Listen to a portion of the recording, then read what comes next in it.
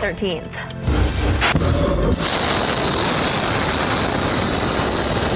US and Iran trade overnight strikes as traffic along the Strait of Hormuz slows to a multi-week low.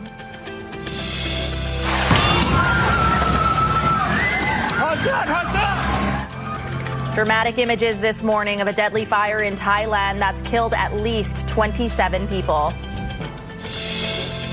They're aware of the weather, and I think that their own safety measures are really, really helping.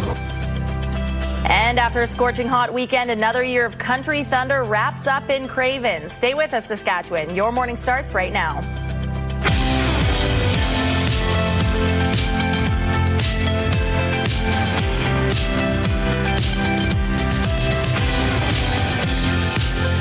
Welcome to Your Morning Saskatchewan. I'm Kayleen Sawatsky. And I'm Janelle Lefay. Good morning and happy Monday. Very hot weekend. What did you get up to? I did a lot of inside activities this weekend. We did go to Esterhazy and we spent some time outside. But as for Sunday, it was really hot and we just enjoyed that air conditioning. I did enjoy Country Thunder on Saturday. It was hot, but the artists were fabulous. Yep. Daryl and I were there. We were in the tent. We were having a great time. Daryl got a little bit too much sun and he decided to rest and recuperate today. So it's us today. What's going on in the Weather Center? Well, we've got some more hot weather coming our way, but it's looking a little bit better, especially compared to the weekend, and even some rain. All right, looking forward for more details about that. We'll check in with you in just a few minutes. We will turn our attention over to news. The U.S. and Iran exchanged strikes overnight in an escalating standoff over the Strait of Hormuz.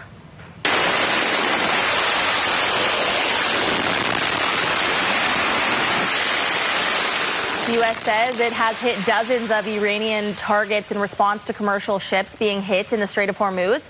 Targets hit include air defense systems as well as radar and missile sites. Iran's Revolutionary Guard says it has hit back, striking U.S. military bases in Bahrain, Kuwait, and Oman. This morning, Iran says it won't follow the terms of its ceasefire as long as the other side isn't following its commitments.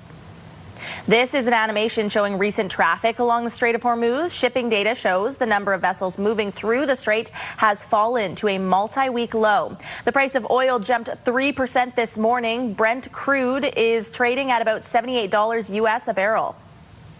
With much of Saskatchewan and Canada seeing intense heat, it's part of what's shaping up to be a hotter than normal summer.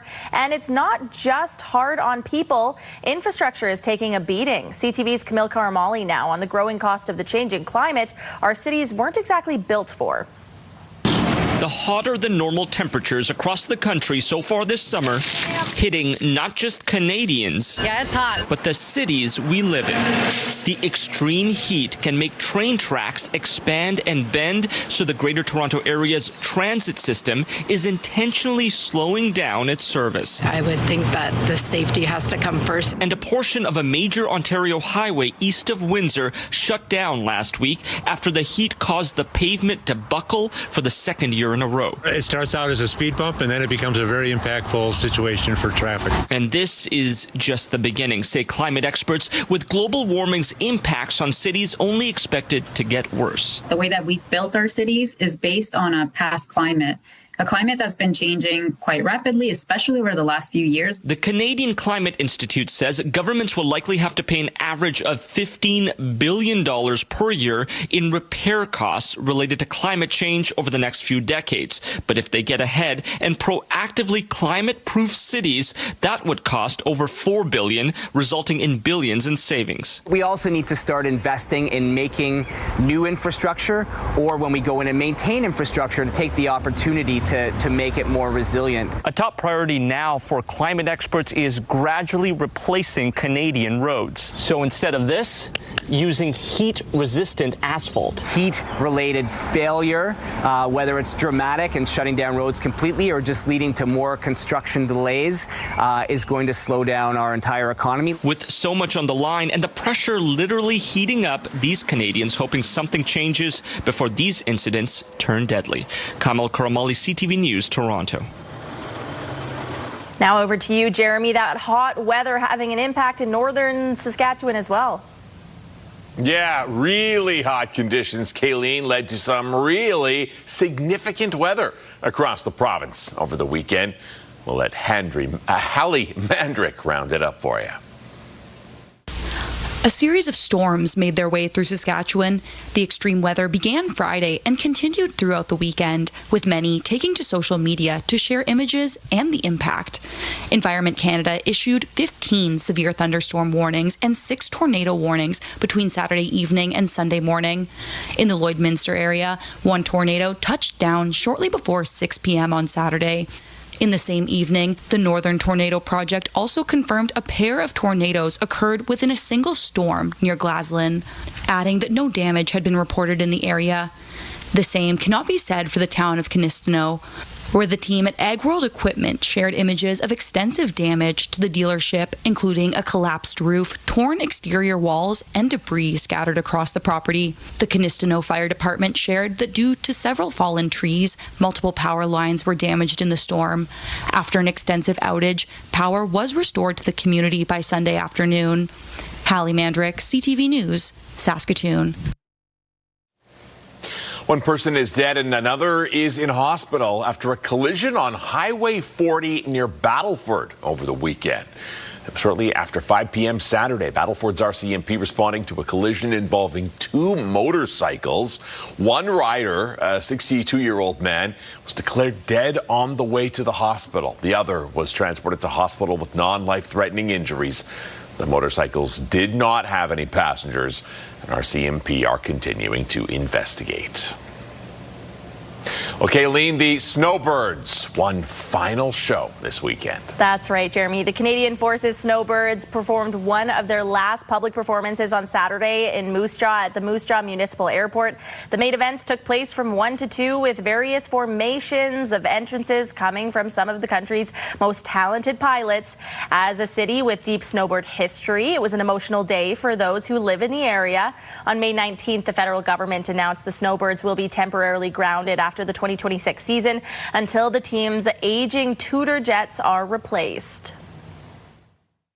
I would say that the Snowbirds are a symbol of Canada. They are a national symbol just as much as any of the other ones are. They're easily recognizable here at home and around the world. There's lots of memories tied to them. We've heard tons of stories from people from growing up to now. As soon as they hear that sound, they look up, they see them. They're inspiring, and they teach about teamwork and commitment, and it's such a strong symbol with so many different meanings to so many different people. The event also saw the Canadian Armed Forces Skyhawks parachute team descending from the sky. Saturday's event was the 2,889th show in the Snowbirds' 55 years of history. Saskatchewan baseball history on the weekend as Carnduff's Carter Beck heard his name called in the MLB draft. With the 26th pick of the 2026 MLB draft, the Atlanta Braves select Carter Beck, an outfielder from Indiana State University. Beck going 26th overall to the Atlanta Braves, and there is the reaction at the watch party in Carnduff as he becomes the highest ever player from Saskatchewan selected in the Major League Amateur Draft. The Indiana State University product telling MLB.com, coming from small town Saskatchewan, didn't necessarily make the path easy, but it was all worth it.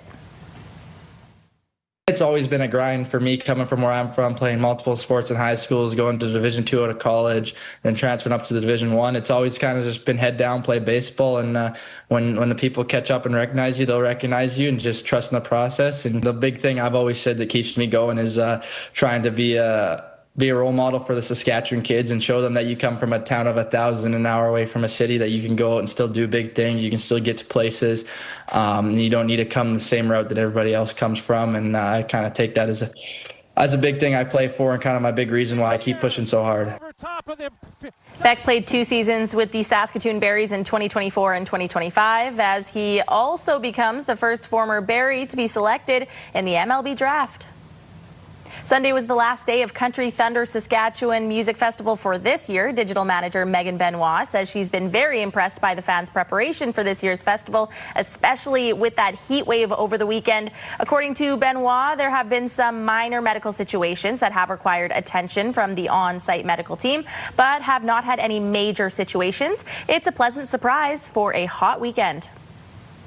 I would say that I'm very impressed with the fans themselves. We've not seen a ton of incidents that have had to be elevated to our medical team, which is fantastic. And I think it's because people are taking really good care of themselves. They're taking the necessary precautions, staying hydrated, putting on the sunscreen, wearing the hats.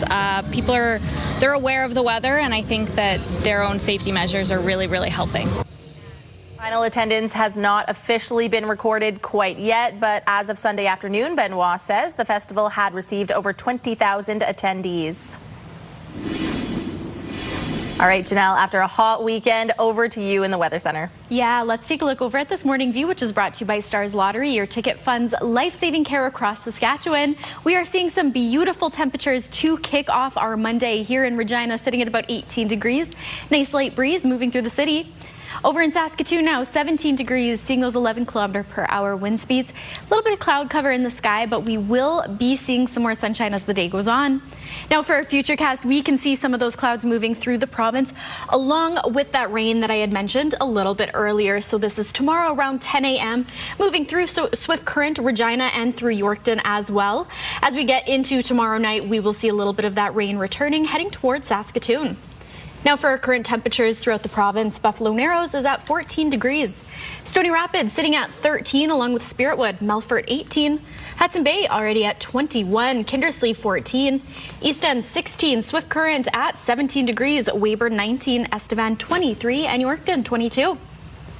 Now for some highs here today. Again, seeing those mainly sunny skies, a little bit of cloud cover, but for the most part, we will be getting lots of sunshine again.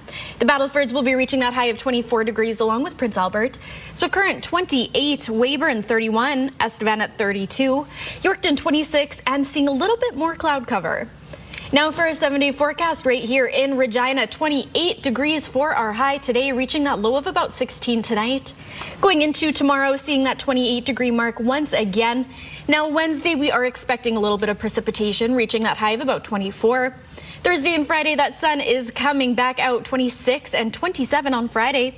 Over the weekend, a little bit more rain. We'll be seeing 27 on Saturday, Sunday bringing us to 28 and 16 for the low.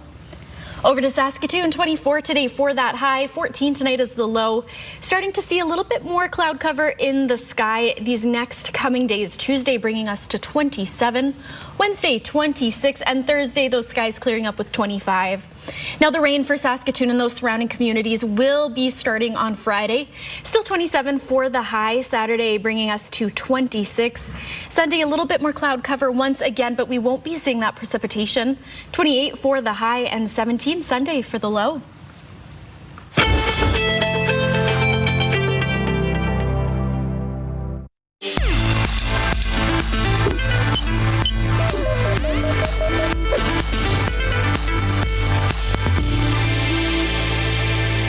A new kind of robot is scrubbing in. For the first time, surgeons at UC San Diego have operated through humanoid robots, removing gallbladders and 2 procedures on pigs, a key step before any human trials. As a proof of concept, it absolutely worked. The robot is 5 feet tall, with a head and arms, and kind of looks like a human.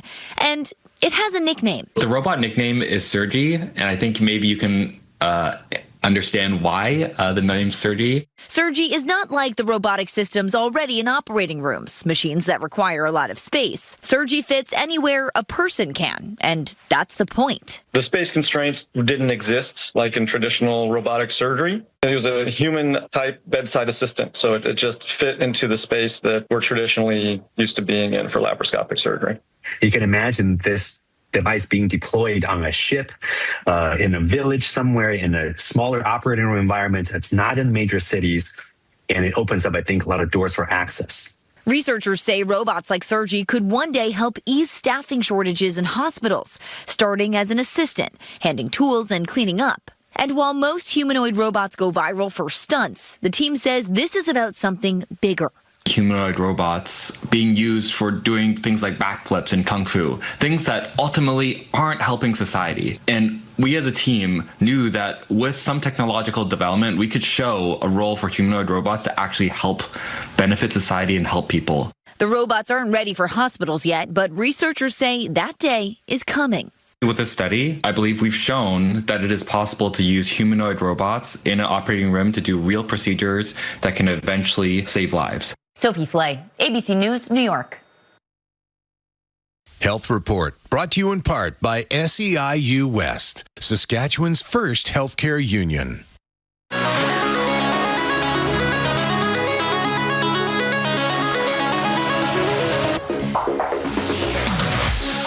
Well, here's one you won't want to miss, but in case you did, more than 360 kilograms of peanut butter has been spread all over the floor of a museum in the Netherlands. Okay. It's being done in the name of art, of course. It's a tribute to Dutch artist Wim Schippers, I believe, who died last month. He first created the peanut butter floor in 1969. Part of the floor covering series, which also includes floors covered with glass shards and salt. And if you were wondering, that much peanut butter could actually make around 15,000 peanut butter sandwiches. So as we all know, I am not a fan of food waste, so I don't know if I like this one. I was thinking the same thing. That's Ditto. a lot of sandwiches. The script also fails to tell us for what reason. I know that it's in an art museum, but... It's art. That's the reason. In the name of art doesn't need a reason, it's right? I think is what they'd probably say. I suppose. Yeah, I don't know. Well, I don't know about this one. Well, there we have it. I'm gonna leave off very confused with that one. Let's get to our question of the day.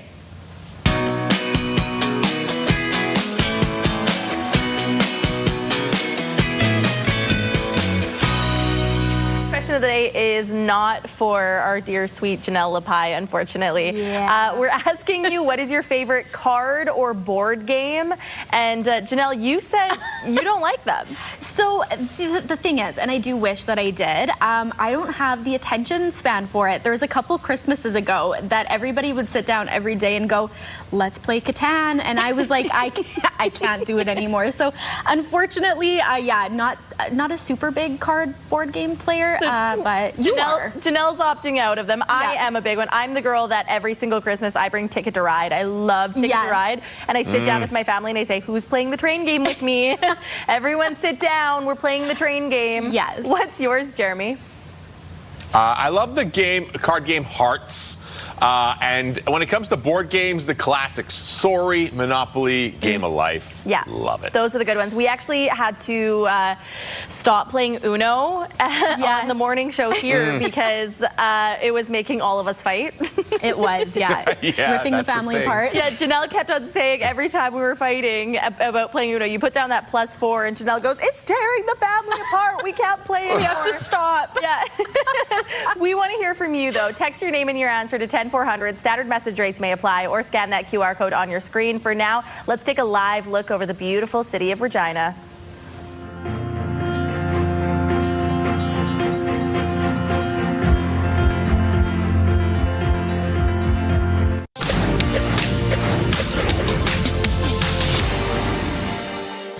Air Canada has reached a tentative 4-year collective agreement with the International Association of Machinists and Aerospace Workers, covering 11,000 technical operations, maintenance, and operational support employees. The union will vote on the deal in the next few days. Ford has reached a tentative labor agreement with Unifor, covering about 5,100 members at its Canadian operations, according to the union. Unifor says the agreement covers workers at Ford's Oakville Assembly Complex, Windsor Annex and Essex engine plants, as well as parts distribution centers in Ontario and Alberta.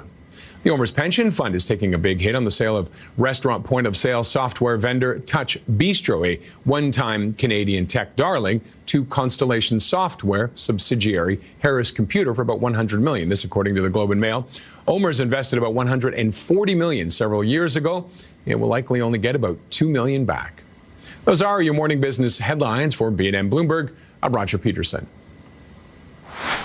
Here's your national forecast for today. Prince George at 22 degrees, Vancouver sitting at 23, Calgary a beautiful 27, Winnipeg at a very hot 36 degrees, Ottawa 31, Toronto 31 as well, Montreal sitting at 28, expecting some rain too in Halifax 26.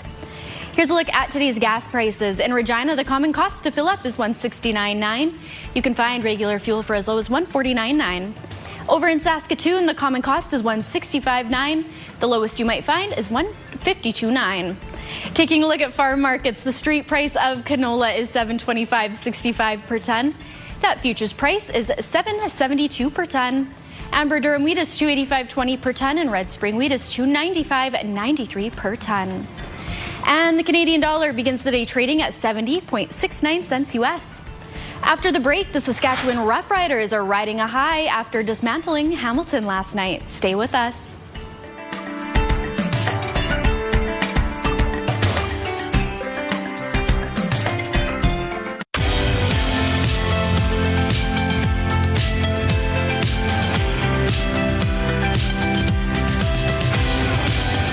Welcome back to Your Morning Saskatchewan. It is 6:30 on your Monday morning, and here are your headlines. Some immigrants living in Saskatchewan say they're having trouble accessing health care. The Saskatchewan NDP suggesting a recent policy change is behind that issue. However, the province says these rules have been in place for a long time. Keenan Sorakhan has the details.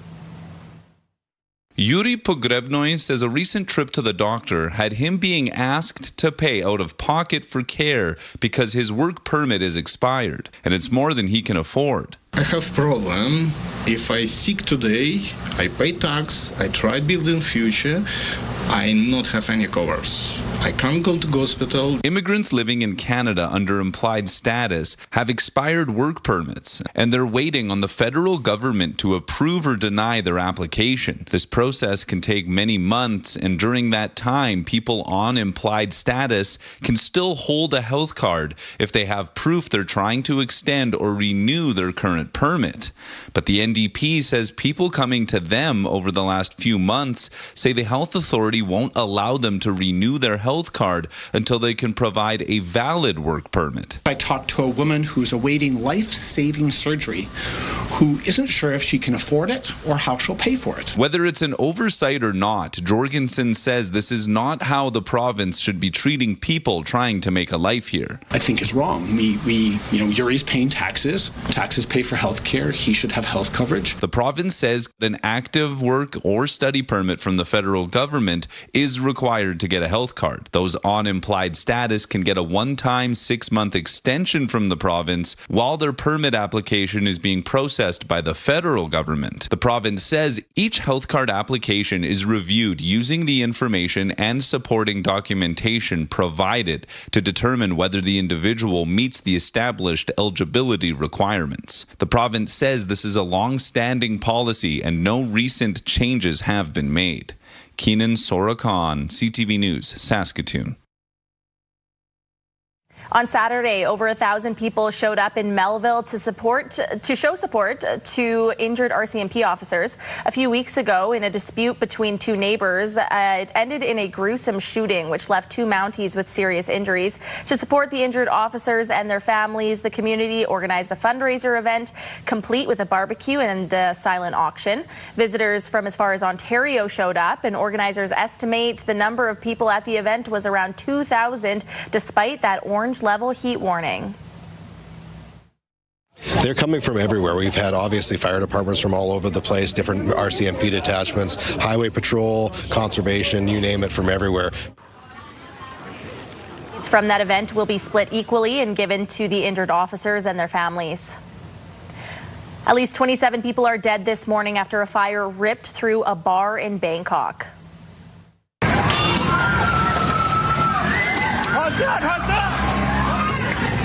This footage shows people racing to get out as the flames explode inside. Witnesses say the flames spread fast. Most of the people who died were found inside a bathroom where they were looking to escape the flames. In addition to the deaths, 63 people have been hurt, 22 of them critically. Preliminary investigation suggests the fire could have been caused by an electrical shortage in the air conditioner, but nothing has been confirmed yet. People in South Carolina are looking back at the legacy left by Senator Lindsey Graham after his death at age 71. I think he's done a lot for South Carolina. I think he's advocated for the people of South Carolina. He's also had a long history with the Republican Party, being known. I mean, a lot of people here will call him a sellout, I guess. Graham was first elected to the Senate in 2002 after serving in the House of Representatives. He was once a vocal critic of President Donald Trump before turning into one of his most loyal supporters. Graham was known as one of the strongest voices for Ukraine in the president's inner circle. Early findings say it's likely Graham died from an aortic rupture. President Trump has ordered flags lowered to half-mast until July 18th. Sad news this morning out of Hollywood as we learn of the death of actor Sam Neill. Logical attractions so astounding that they'll capture the imagination of the entire planet. The most fun Spielberg film. Best known for his work in Jurassic Park, The Piano, and Peaky Blinders, Sam Neill was known for being smoothly elegant, versatile, and extremely talented on screen. A statement on the actor's social media page says his death in Sydney, Australia was sudden and unexpected. In 2023, Sam Neill said he had been diagnosed with cancer, though his family's statements says he was cancer-free when he died and didn't specify a cause of death. Sam Neill was 78 years old.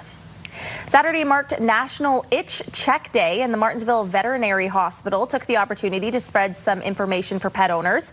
Pet parents could come by the clinic for a free informational session about conditions impacting animals this time of year.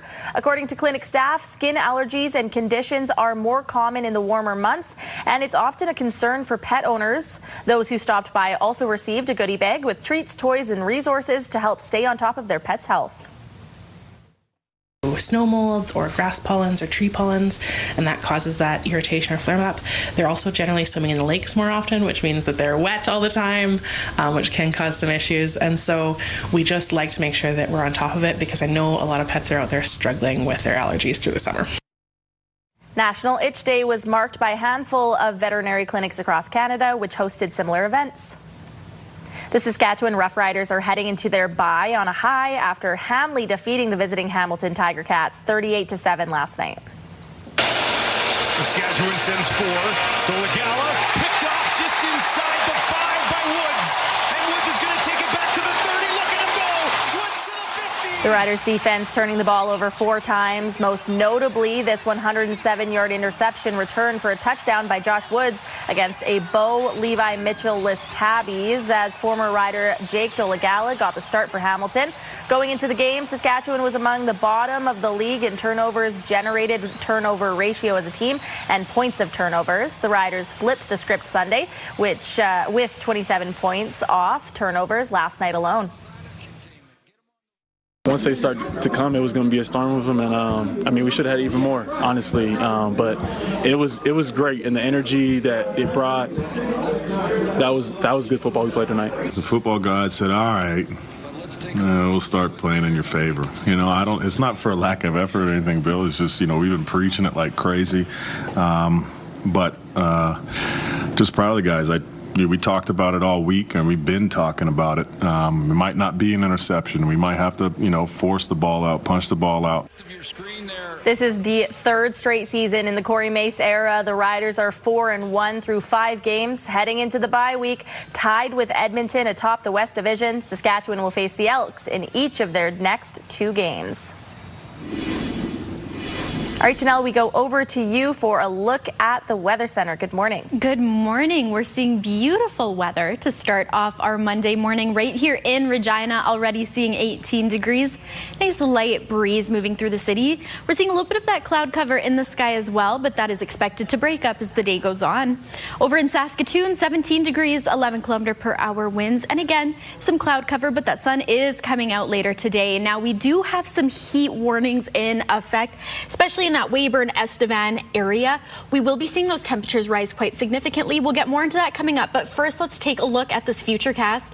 We can see some of those clouds moving through the province as today goes on. Northern Saskatchewan can expect to see a little bit of rain. Then we'll roll into tomorrow around 10:15 when the Swift Current, Regina, Yorkton area can expect to see some of that precipitation moving through. As we get into tomorrow night, Saskatoon is in that line of fire as well, expecting to see some of that rain. For currents now throughout the province, Buffalo Narrows and Stony Rapids both at 14 degrees. Spiritwood sitting at 13, Melfort 18, Nipawin at 17 degrees. Kindersley 14, East End sitting at 16, Yorkton 22, Estevan 23, and Wynyard 21. Now for some highs today, still seeing that sun in the sky. Yorkton even seeing a little bit more sunshine than what we saw a little bit earlier. The Battlefords and Prince Albert will be reaching their high of 24 degrees. Swift Current at 28, Moose Jaw 27, Estevan 32, Weyburn at 31, and Yorkton 27. Time for our 5-day forecast now. Here in Regina today, reaching that high of about 28 degrees. 16 tonight for the low. Seeing that sunshine sticking around tomorrow, as well as hitting that 28-degree mark. Wednesday, seeing a little bit of rain, especially into the evening. 24 for the high, and Thursday and Friday, seeing that sun return. 26 on Thursday and our high of 27 on Friday. Over to Saskatoon, 24 degrees today for that high, 14 tonight for the low. Seeing some cloud cover moving into the sky, especially tomorrow through Wednesday, 27, and Wednesday bringing us 26. Now a little bit more sunshine on Thursday, 25 for the high, and Friday seeing some of that precipitation returning into the afternoon, 27 for the high and 17 Friday night for the low.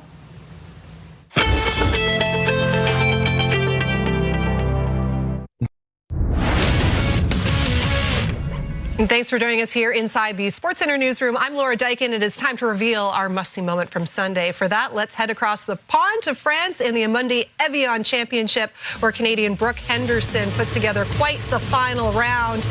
Here in the hunt, sitting 4 off the lead on the par 3-8. This is her tee shot, and watch this one roll.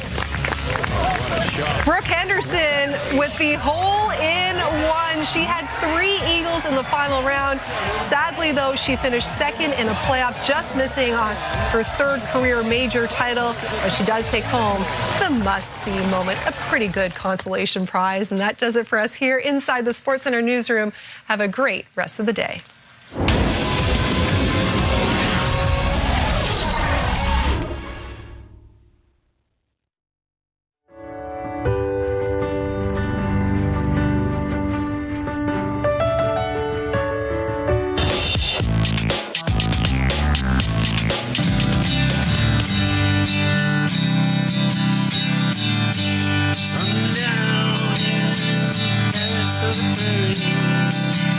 That's Paul Langlois teaching you how to play Wheat Kings on the Tragically Hip's YouTube page. He's making a few select stops across Canada with his band, and the only Saskatchewan stop is right here in the Queen City. And we're lucky enough to spend a few minutes with him this morning from his home in Kingston, Ontario, where I just was a couple of weeks ago.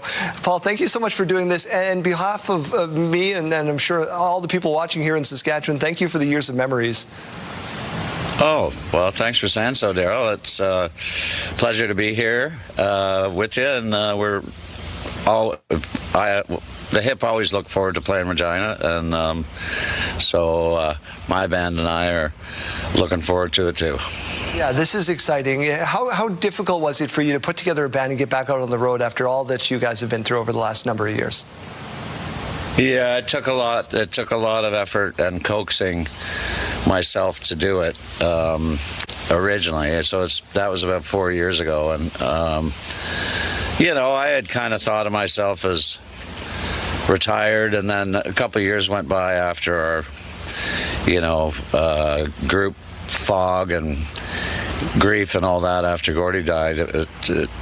I kind of came to the realization I'm not going to go back to school. I'm not, you know, there isn't a lot I could come up with that I could get up to. So then I got back to music and you know, played a couple of gigs with these guys, buddies from Kingston, and then started writing songs. And so it's been nice. The last couple, 3 years have been, you know, as busy as I like it. Not crazy busy, but having fun with these guys. And now people get to travel from all over Saskatchewan to the Casino Regina Show Lounge to see your band.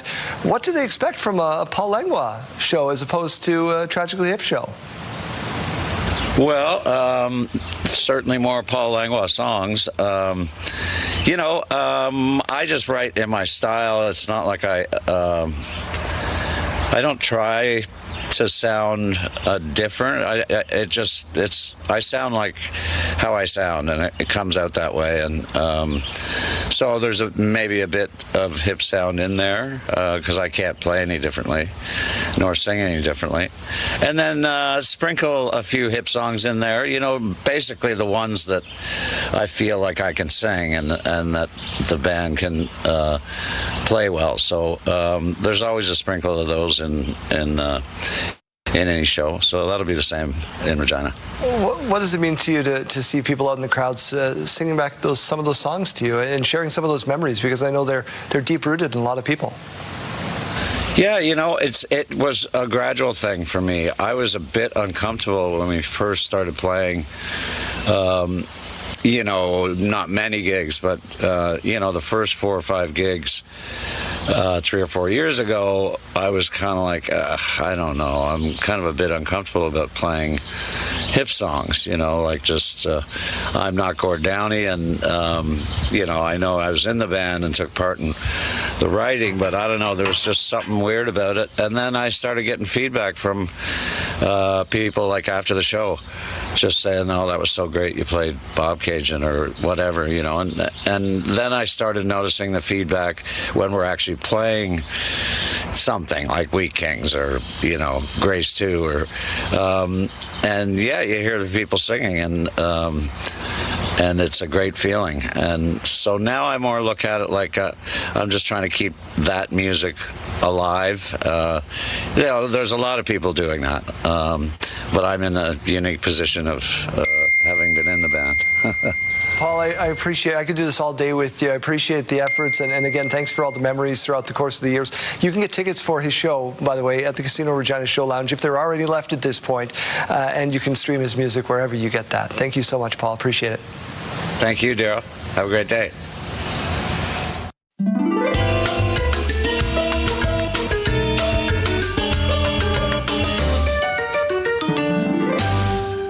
Time for your Monday morning weather or not. So the question today is, which is warmer, the North Pole, the South Pole, or maybe even both?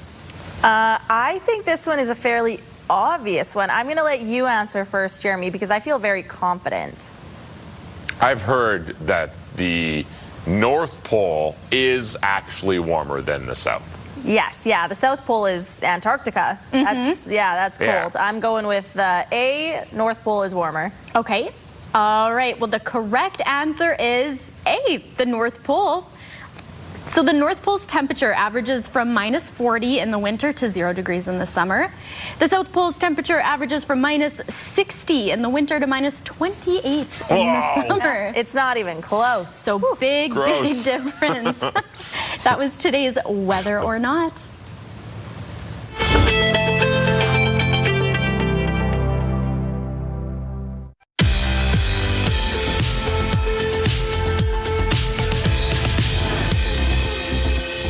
It's July 13th, and we have these milestones to share with you. Happy belated birthday to Chloe. Lots of love from Mamer and Mervyn. Happy belated 8th birthday to Everett. Your family loves you and hopes you had a great day. Happy belated birthday to this special mom. This is coming from your daughters who love you so much. And Patrice is turning 15 today. Happy birthday to you. Love your family. Today is also Greg's 50th birthday. Your family loves you and hopes your day is extra special. Milestones, brought to you by Harbor Landing Village, an award-winning senior care and living community in Regina. If you have a milestone coming up, you can send us an email at yourmorningsaskatchewan@ctv.ca, or you can scan that QR code on your screen. Please make sure to send them at least one day in advance. Chase, I got to tell you, Daryl had to take the day off after Craven to rest and recuperate after all of that sun. How are you feeling? I'm doing good. Look at you and me back doing our jobs on Monday after Country Thunder. Come on, Rumble. Figure it out. To be fair, he did all 3 days, Friday, Saturday, Sunday. I just did Saturday. That was the way to go. We were out there all weekend long. It was hot. So yeah, I understand people going down left and right. But what a time we had at Country Thunder. We got some great interviews with a ton of the artists out there too that you can find up on all of our socials. But we'll be replaying some of those clips today on air too. One thing we did this year was interview tag. So whoever I was currently interviewing would give me a question for the next person, and they would answer that one and then move it forward, so on and so forth. So we'll give you some of those, like how Cameron Whitcomb ended up with so so many tattoos? That's what Robin Ottolini wanted to know. Zach McPhee, what was his first big purchase? That's what Cameron Whitcomb wanted to know too. And we got a great pool party story from Dasha too, all coming up this morning. Looking forward to hearing all of that. And I like that you're actually matching what Cameron Whitcomb was wearing on stage on Saturday with the Terry Fox shirts. Little bit of a man crush on him. I think that was maybe my favorite show over the weekend. He was incredible. Yeah, and both you and I left before Creed because we were tired. And Daryl says we're no longer ever allowed to call him old because he stayed the whole night. So. But we're here today, exactly. And he's not. So I don't know. All right, we'll see you next hour, Chase. We'll see you then.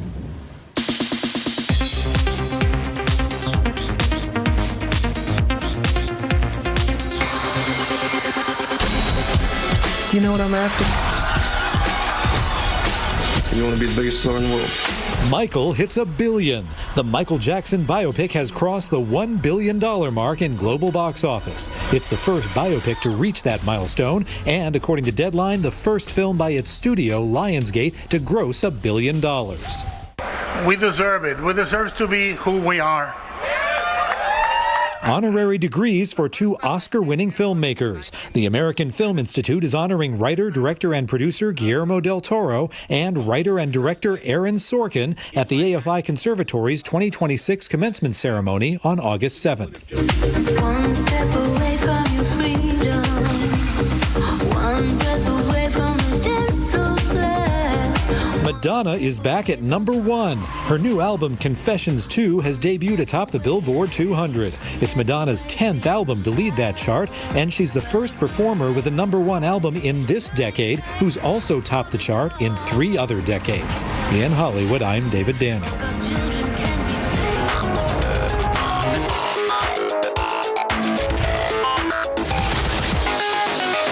Sidebar today, we're talking about the key to happiness, and that apparently is to do fun things as often as you can, like these friends.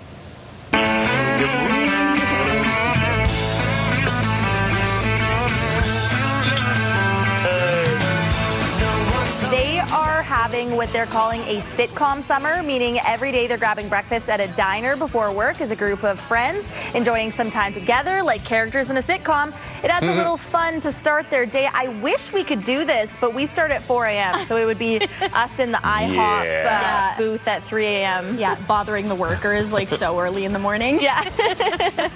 I will say there is quite often that we, like Daryl and you and I, will ask a producer, like, hey, or who wants to go get us hotcakes from McDonald's during the show? We do that. A little pick-me-up. Great, Jeremy, over to you for the next one. All right, so when taking photos, context is everything.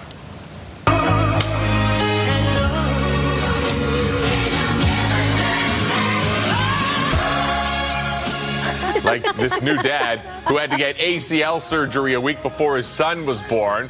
But if you didn't know the story, all the baby photos looked like he was the one who just gave birth.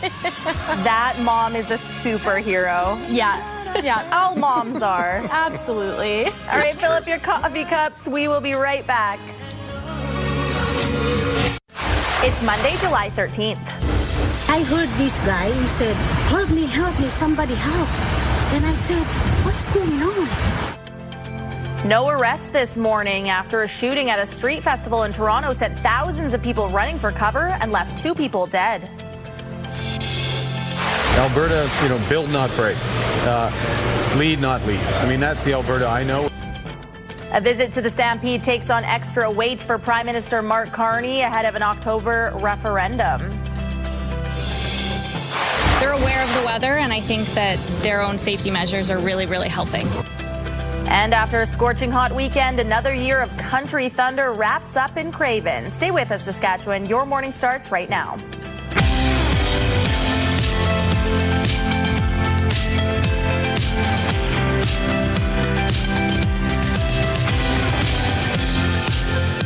Welcome back to Your Morning Saskatchewan. I'm Kayleen Sawatsky. And I'm Janelle Lippai. Thanks for being back with us. Daryl is taking a rest and recuperation day after Country Thunder Saskatchewan. Yes. I hope he's diving into a book. Daryl and I are going to be in a book club now. He went and bought Yesteryear. That is the book that I'm currently reading. Yeah. Do you want to join our book club? I I would love to join the book club. Yes. Okay, it's the three of us. Actually, I'm going to invite everyone in Saskatchewan. If you want to read the book with us, just send us an email and we'll discuss the book. I love that. Speaking of discussions, we're going to be talking about all that heat that we had over the weekend and what is to come in just a few minutes with you in the Weather Center. We're going to turn our attention over to news now. The U.S. and Iran are engaged in the largest scale attack since they agreed to a ceasefire in April as fighting over the Strait of Hormuz continues.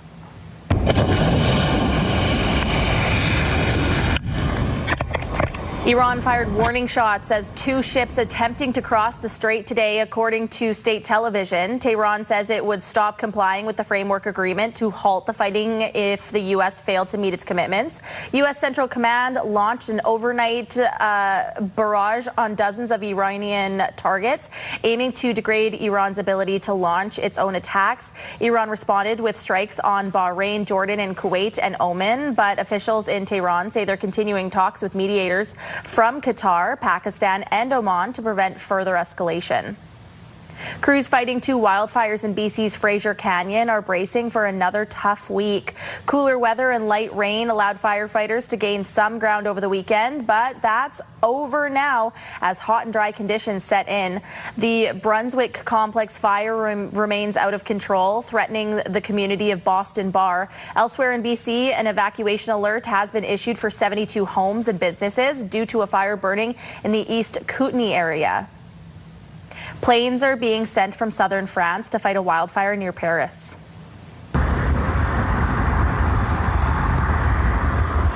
Officials say this is the first time firefighting planes have ever been sent up from the hotter and drier south to that region. Meanwhile, France's interior minister is suggesting the fire may have been deliberately set right now. It's burning about 60 kilometers southeast of Paris and has closed part of France's main north-south highway. Early summer storms have brought heavy rainfall to parts of Manitoba over the last month, causing flooding, damaging homes, and leaving communities dealing with that aftermath. But what's causing all of this?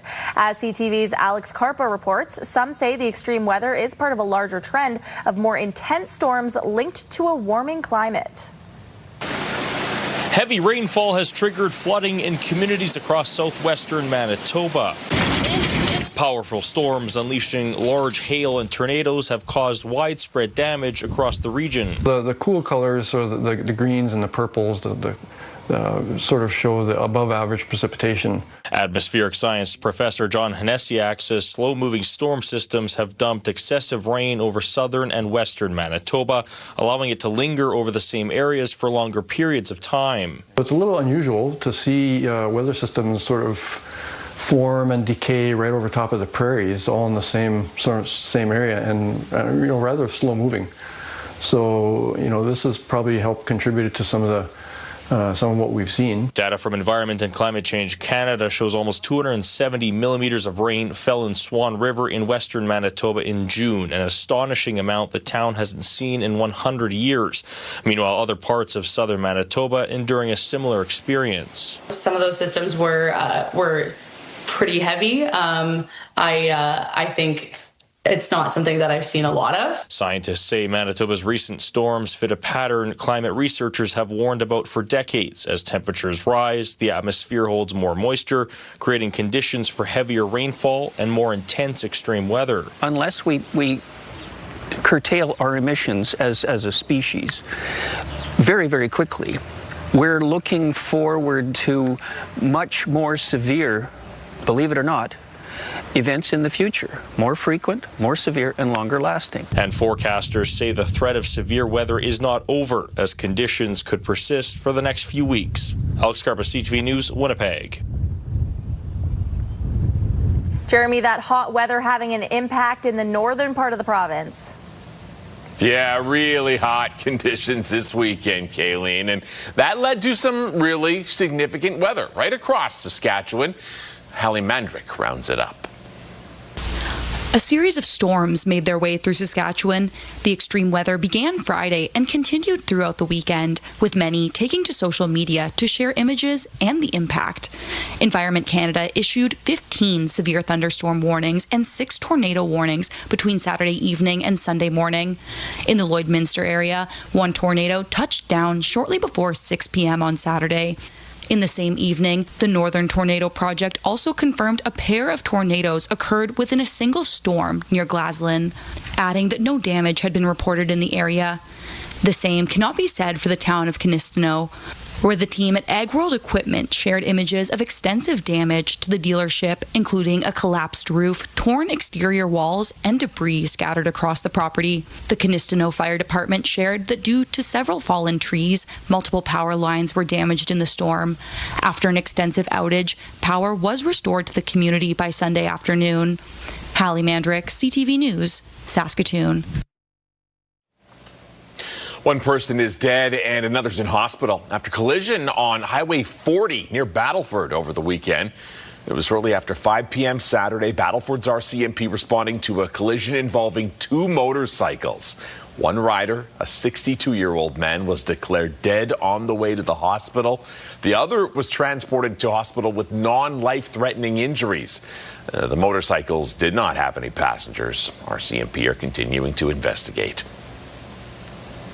Well, Kayleen, these snowbirds, they had that final show on the weekend. Yeah, that's right. The Canadian Forces Snowbirds performed one of their last public performances on Saturday in Moose Jaw at the Moose Jaw Municipal Airport.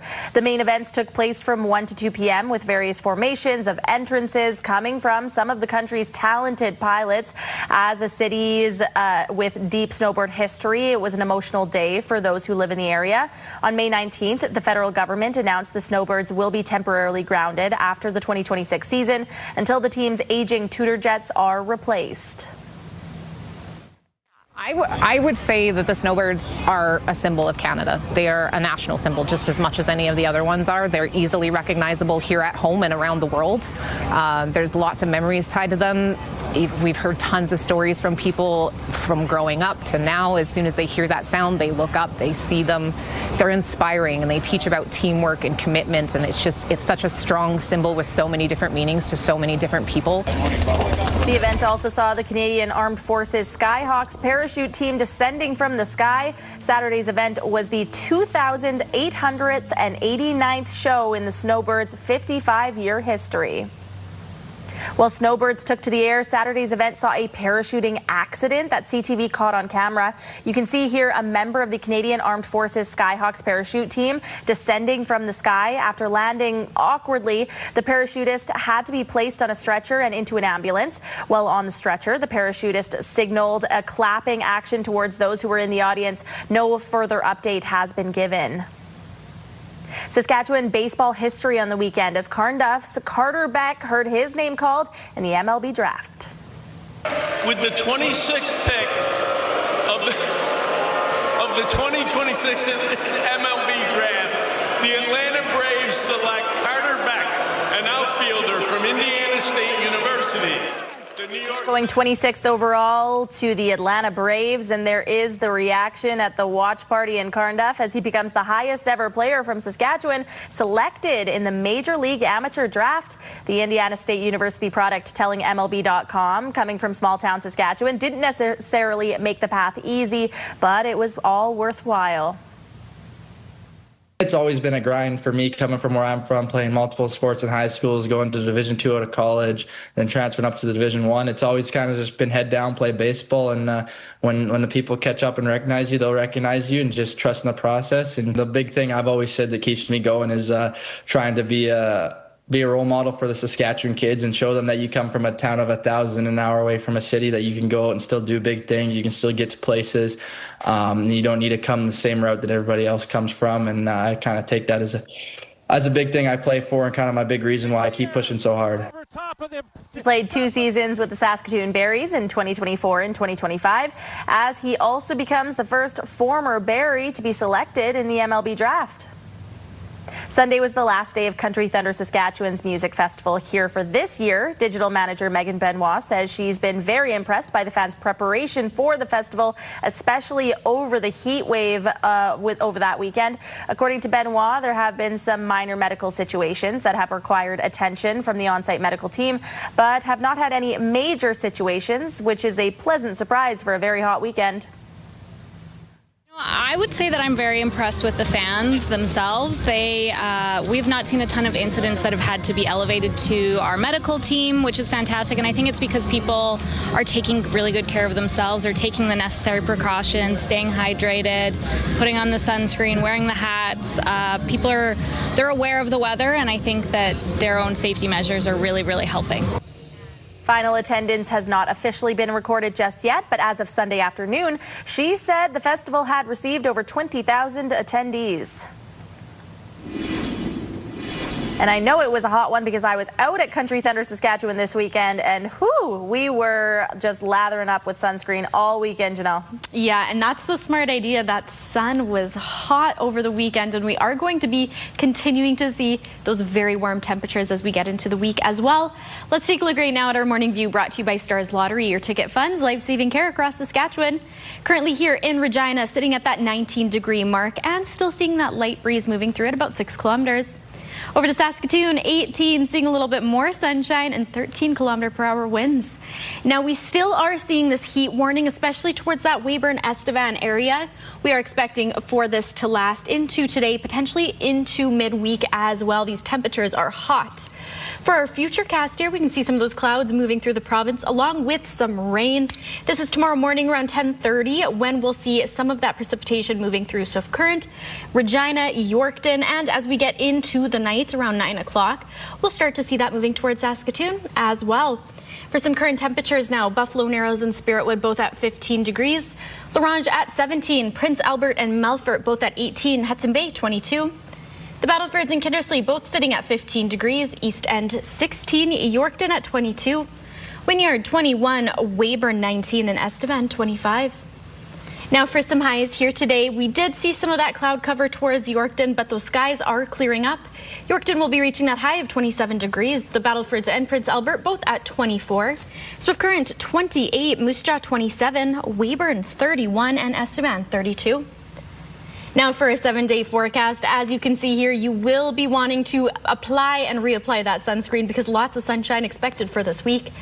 Right now in Regina, we'll be reaching that high of about 28 degrees, 16 tonight for our low. Tomorrow, 28 as well. Now Wednesday is when we'll start to see a little bit of that relief, some cloud cover, some rain coming down as well. We'll be reaching 24 Thursday and Friday, more sunshine, 26 on Thursday. Friday bringing us to 27. Over the weekend, that precipitation is returning. 27 for a high on Saturday, and Sunday bringing us to 28. Over to Saskatoon, 24 today for that high, 14 tonight for the low. Now for Saskatoon, a little bit more cloud cover starting a little bit earlier this week. Tuesday, 27, Wednesday bringing us to 26, and Thursday, a little bit more sunshine coming out with 25.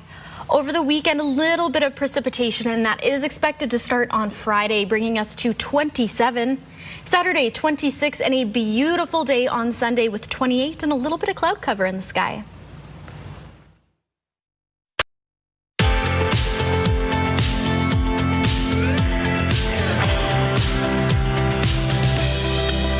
Time for today's rural forecast. Lloydminster seeing 23 degrees, Meadow Lake 24, Kindersley at 27, Wynyard 24, Hudson Bay 26, and the chance of rain. Maple Creek sitting at 30, East End 29, Kenora 26, and Broadview 28. Now let's take a look at Beachy, where internet speeds up to 1 gig are available from SaskTel, reaching that high of about 26 degrees today. The mix of sun and clouds in the sky, and that wind speed reaching up to 15 kilometers per hour.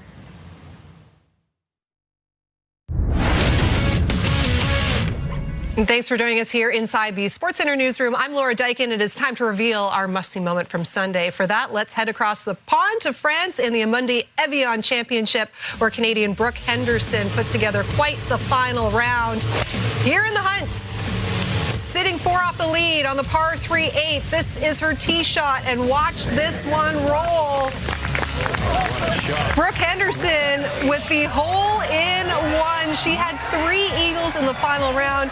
Sadly, though, she finished second in a playoff, just missing on her 3rd career major title. But she does take home the must-see moment, a pretty good consolation prize. And that does it for us here inside the SportsCenter newsroom. Have a great rest of the day.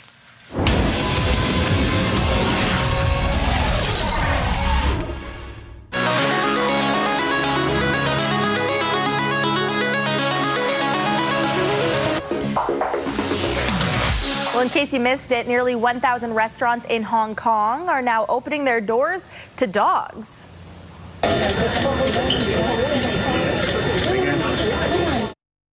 New regulations in Hong Kong are now allowing dogs into designated restaurants. City officials have a team of 90 people carrying out on-site inspections to help with compliance and answer questions for business owners. Of course, there are some rules. There always are. Dogs must be on a leash, no longer than 1.5 meters. It also must be held by an adult or secured to a fixed object. What do we think of this? Jeremy, I'll let you go first.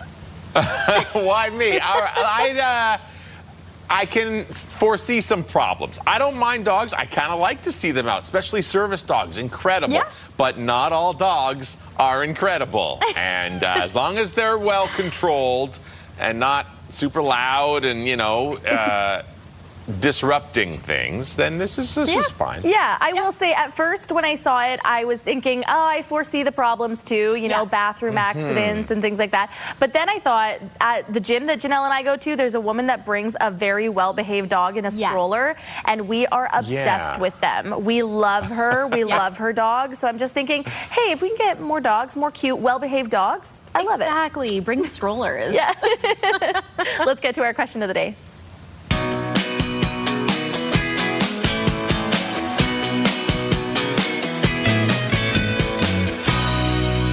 This is a popular question of the day. We're asking, what is your favorite card or board game? Over to you, Janelle. Yeah, we've got tons of answers coming in here. Debbie says, I'm agreeing with Janelle on this one.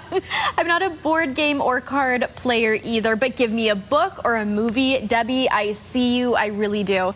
Michelle says, I love to play Uno or Hearts, but a good game of Sorry is always fun. Yeah, I can get behind that. Yeah. Karen, my favorite card games are Cribbage and Cards Against Humanity, and for board games, Catopoly and Sequence. Now, we do love Cards Against Humanity as well. That's a fun one. Yes, yeah, we like that one too. Yeah. Susan, I'm old school. My favorite card game is Whist or Crazy Pete, and favorite board game is Stock Ticker. Nice.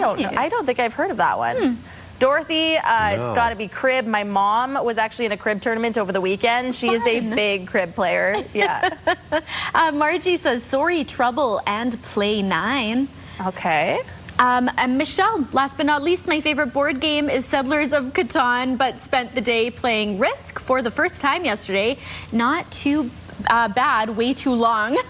A lot of those games are way too long. But hey, it's a good way to spend a hot day inside. Absolutely. We want to hear from you. Text your name and your answer to 10400. Standard message rates may apply. Or scan that QR code on your screen. Let us know what's your favorite card game or board game.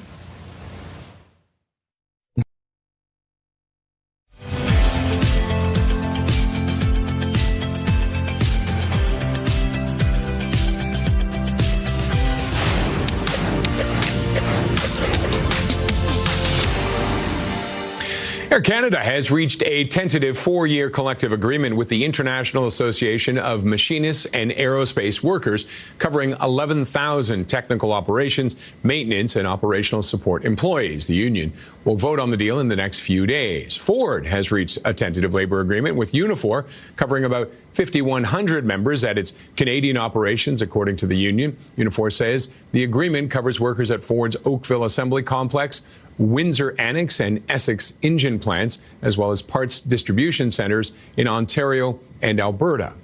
The Omer's Pension Fund is taking a big hit on the sale of restaurant point-of-sale software vendor Touch Bistro, a one-time Canadian tech darling, to Constellation Software subsidiary Harris Computer for about $100 million. This, according to the Globe and Mail. Omer's invested about $140 million several years ago. It will likely only get about $2 million back. Those are your morning business headlines. For B&M Bloomberg, I'm Roger Peterson. All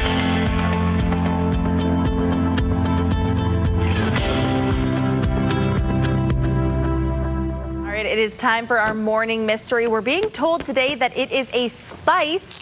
Let's get into your 3 clues. This is the second most expensive spice in the world. Oh. Okay. It is not sweet, but is commonly associated with sweetness. Okay. Up to 95% of foods with this flavor use a synthetic version derived from wood pulp. So I was also told beforehand that it is the scent of Director Corey's deodorant. So, and I happen to know that he uses women's deodorant because he prefers it. He says that it smells better, which I can't disagree with. So I'm going with this is vanilla. This is probably wrong then. I can't imagine Director Corey smells like cinnamon. And the answer today is vanilla. Yeah, that was today's morning mystery. Thanks for playing along. Studio consideration provided by Father's Furniture, specializing in quality Canadian-made furniture. Let's take a look at this national forecast. Prince George at 22 degrees.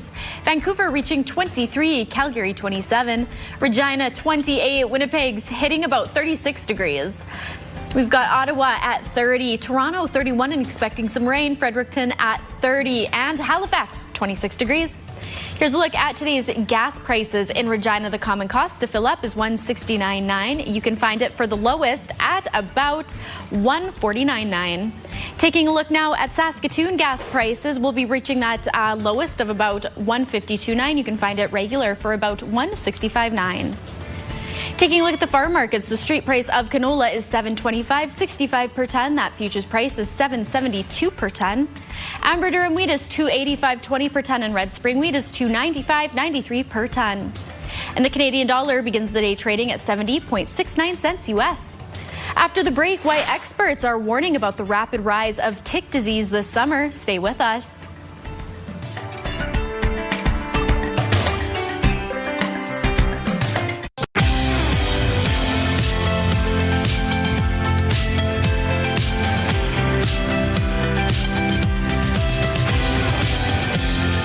Welcome back to your morning, Saskatchewan. It's 7:30 on your Monday, and here are your headlines. Prime Minister Mark Carney made a pitch for national unity during a stop at the Calgary Stampede. With everything coming together at this time, where Canada's poised to help lead the world, Alberta leading Canada, that's what we need. Flipping pancakes and shaking hands at the Stampede is a summer ritual for politicians. Conservative leader Pierre Poilievre also made a stop last week. This year's Stampede visit comes before an October referendum. People in October will vote to decide if there will be a binding referendum on separation. Earlier this month, Ottawa and Alberta announced a new proposed pipeline route to BC's south coast.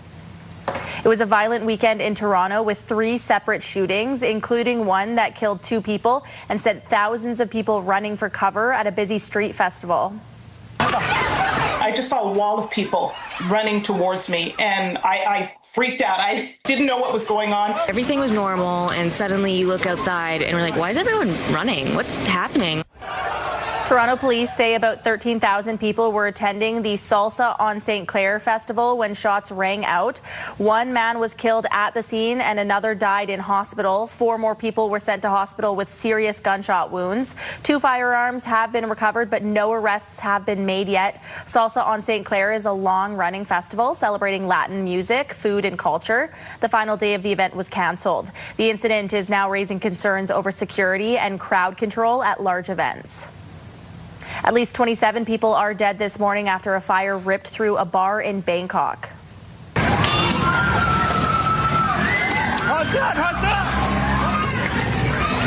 Footage shows people racing to get out as the flames explode in size. Witnesses say the flames spread fast. Most of the people who died were found inside a bathroom where they were looking to escape those flames.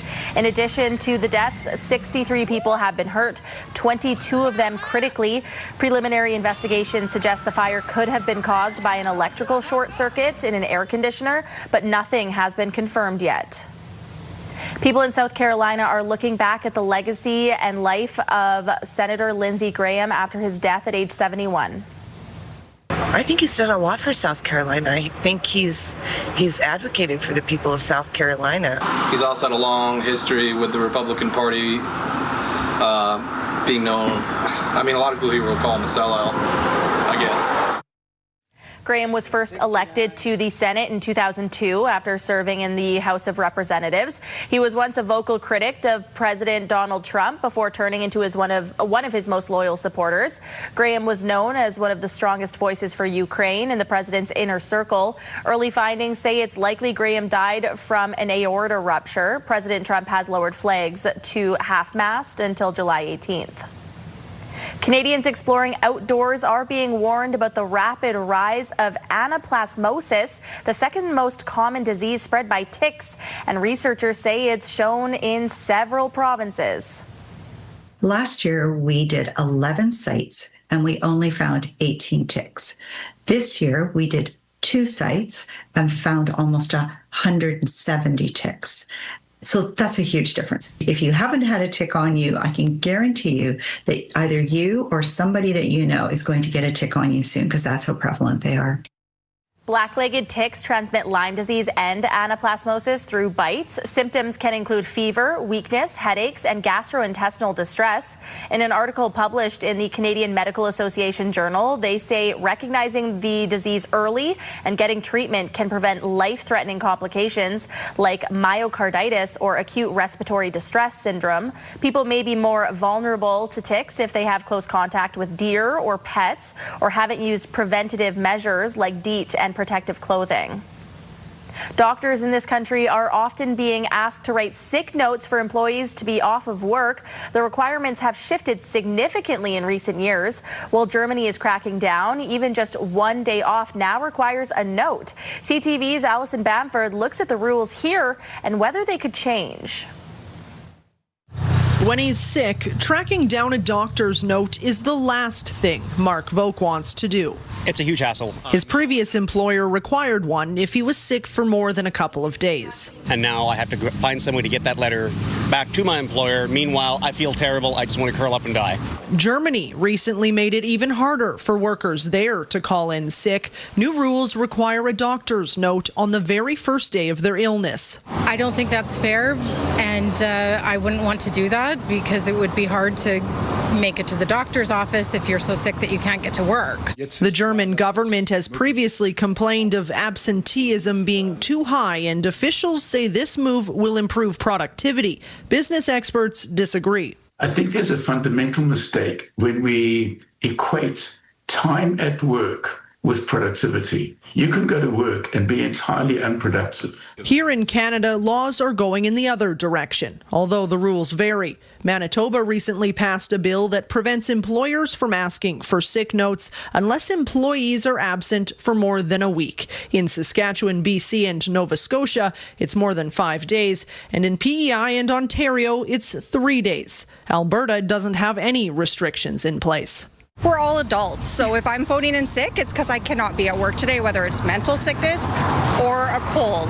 The Canadian Medical Association has been advocating for years to eliminate doctors' notes for short-term illnesses. Sick notes can take about 10 minutes to complete, and on average, Canadian doctors can receive more than 130 requests every year. That adds up to a lot of hours for physicians across this country that could be better spent looking after individuals and their loved ones with more acute care needs. And employees agree that their time wasted waiting for a doctor's note could be better spent getting rest. I would rather just my employer take it at face value. Alison Bamford, CTV News, Saskatoon. The Saskatchewan Jazz Festival wrapped up on Sunday with a full day of activities. In spite of the warm temperatures, many made their way to Victoria Park to participate in the free yoga session offered in the afternoon. Organizers say the weather didn't have an impact on attendance, with an estimated 40,000 attendees over the week-long festival. There was a lot of opportunity for problems along the way, but instead the community has really embraced the changes that the festival's implemented. They've made us feel like that we listened and got it right, and we promise to continue to listen and continue to tweak and always make sure that the festival is the best it can be. And Jazz Fest wrapped up with a full day of free programming, with Amigos closing out the show. For the third straight season in the Corey Mace era, the Saskatchewan Roughriders are 4-1 through 5 games after taking down the Hamilton Tiger Cats 38-7 in dominating fashion last night. Donovan Mace has more. After waiting patiently for the ball to come their way, Saskatchewan sends 4. Dolegala picked off just inside the 5 by Woods. The Rider defense breaking out in the turnover column. Woods to the 50. Will they catch him? And in a big way. From his friends, and he's gone. What's going through your mind as that end zone gets closer and closer and closer? Oh, thank God. Coming into Sunday's matchup with the Tiger Cats, Saskatchewan had generated just 3 turnovers, worst in the CFL. When this is intercepted, 1, 2, 3, 4 defenders. Facing former Rider quarterback Jake Dolegala, the Rough Riders defense creating chances and making the most of their opportunities. Once they start to come, it was going to be a storm of them, and I mean, we should have had even more, honestly. But it was great, and the energy that it brought, that was good football we played tonight.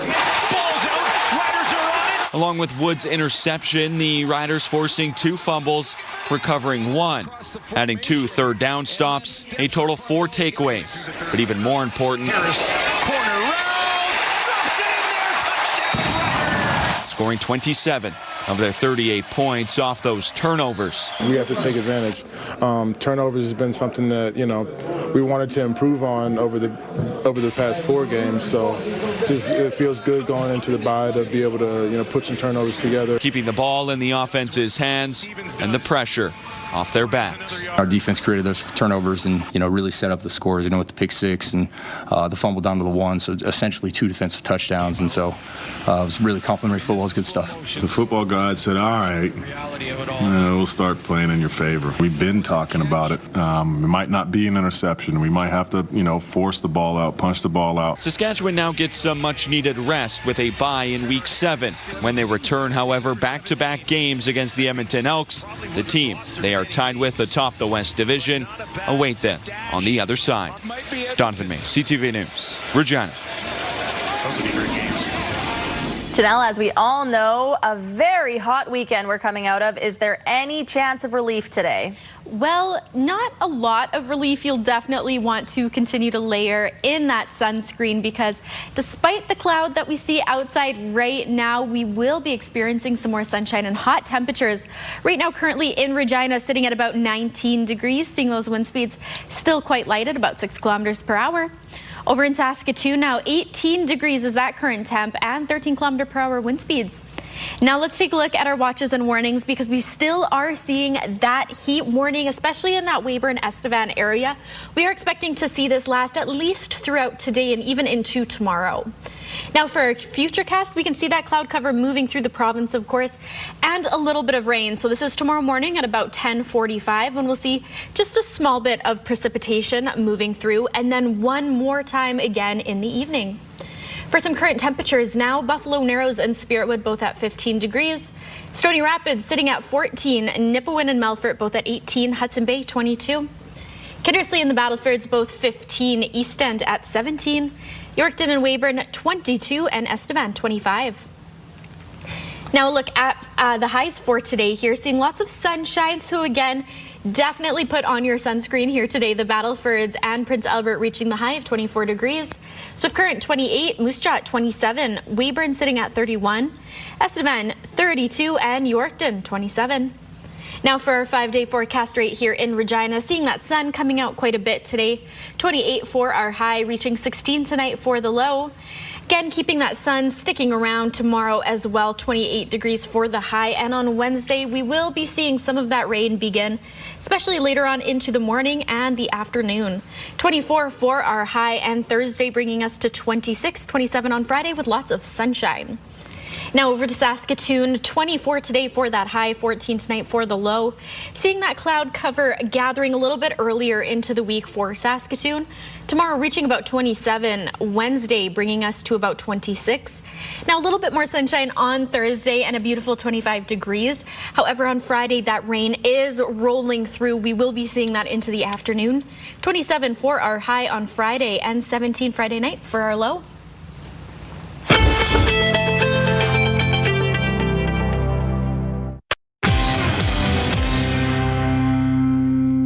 Well, summer temperatures have finally arrived, which means families will be enjoying their backyards a bit more and might be deciding to put in a pool. But the question remains, is that actually a solid upgrade? And what do we need to know if so? Sarah McKinley is here to tell us all about that. Good morning and welcome back. Good morning. Let's enjoy the summer temperatures. So the big question here is, do pools actually increase resale value in Regina? Right. So if you're ready to take the plunge and put a pool in your yard for your family to enjoy, you really have to come at that decision. What works for you? Is this really something you want for memories? Because adding a pool to your property does not historically increase your value. And it can actually be something that in the long term affects your value, say like driving a brand new car off the lot. So there's some cross comparisons to that. Interesting, because I figured that the answer was going to be yes, but I've already learned something. So it doesn't necessarily increase the resale value, but does it affect the time on the market? Right, so that's where we want to approach everything from a strategic standpoint. What neighborhood do you live in? Where are you located in Canada? So here in Regina, our summertime is right now. So when we come and we're asked to list a property with a pool, we want to do a great marketing video. We want to take drone photos of the pool. We want to showcase it in its best light because buyers have additional considerations. They want to know, is there a fence surrounding the pool? What maintenance has been done on the pool over the years to open and close it? What are the insurance costs with the pool? Those are all things we can kind of tackle during the summer months. And if we get great exposure with showing the lifestyle that a pool provides for a family or a couple or someone that just loves swimming, we can do that in the summer because the pool is open. A whole lot of factors. Would you say that if somebody is considering selling their home and they do have a backyard pool, should they consider removing it before listing? Absolutely not. I think always open the conversation with your realtor and then let us guide you through the process. Let us walk your yard. Let us get out there, see the pool, see your pool house, look at your maintenance receipts over the years. Have you done a new liner? Is it a fiberglass pool? There's so many different varieties and options. I think it's just starting the conversation. Don't fill it in. Give us a chance to market. There's always that opportunity that you adjust your purchase price or your list price when you get to those stages to compensate for the buyer's needs. You're the expert. How do people get in touch with you? They can call me or look me up on the internet and shoot me a DM. Our real estate expert, Sarah McKinley.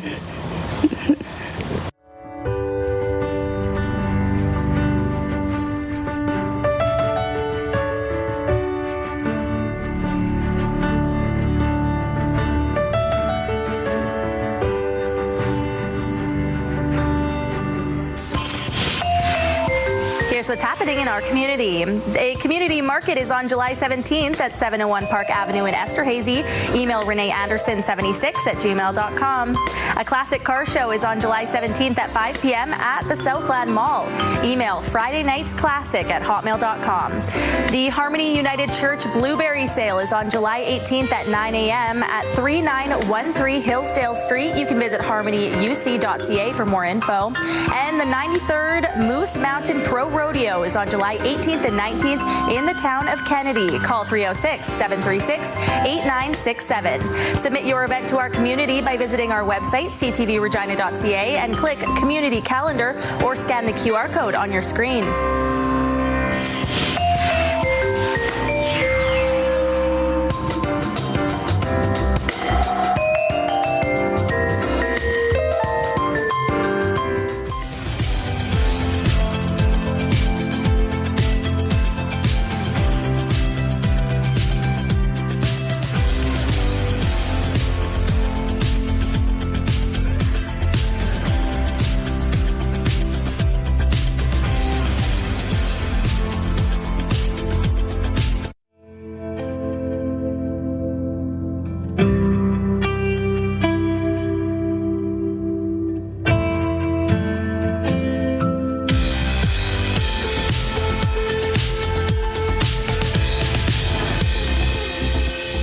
It's July 13th, and we have these milestones to share with you.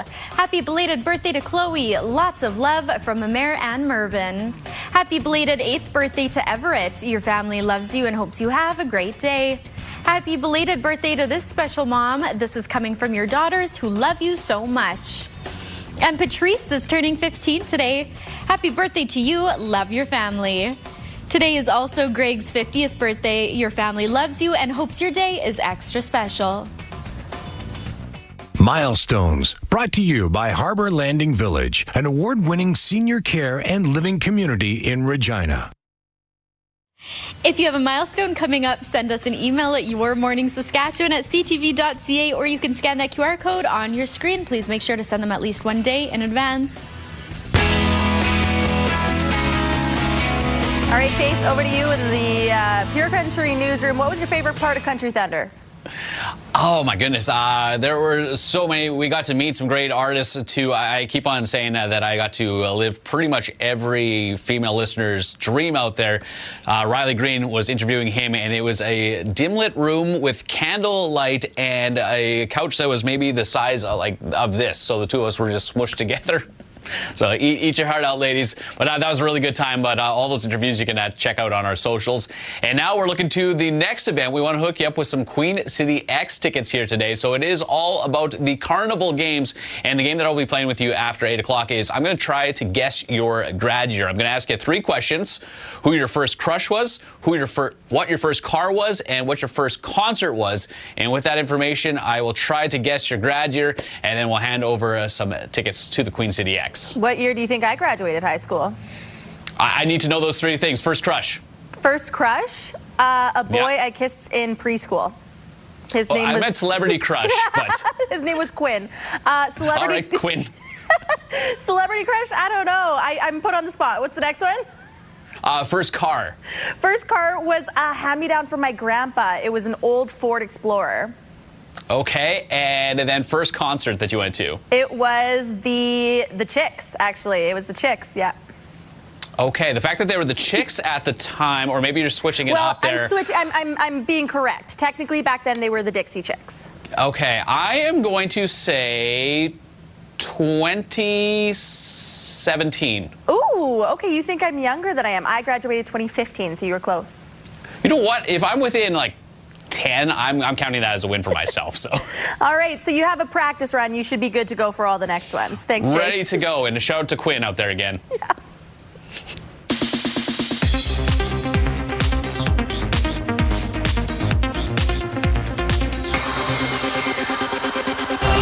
Your help. I'm not going on a mission with some mortal.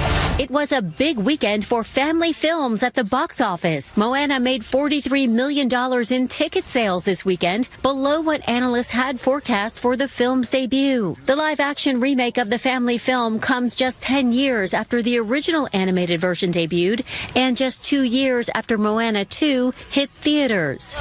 So you need monsters for your movie. Minions and Monsters came in at number 2, collecting $20.5 million.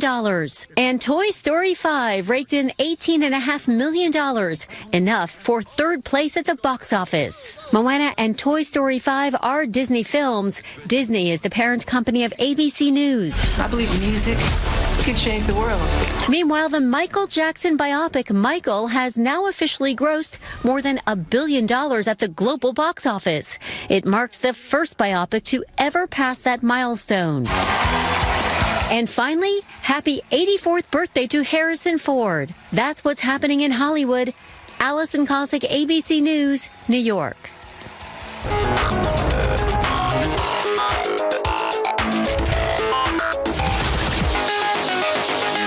Let's get to our sidebar. You may have heard of helicopter parents. These are some helicopter friends. You came and doesn't look my way. What else can I For this party trick, we see one guy standing in the center, another guy gets on his shoulders, and then that guy then lifts a third man in the front using his feet. They spin in the circles. The video cuts out before we see how bad this probably ended, though. Yeah. This looks like an outside activity, too. Yeah. Oh, I want to know where they got this idea. I know exactly what we're doing after the show, though, and that's it. You, me, and Director Corey? Exactly. All right. We have to go into a very quick break, plan that all out. Stay with us.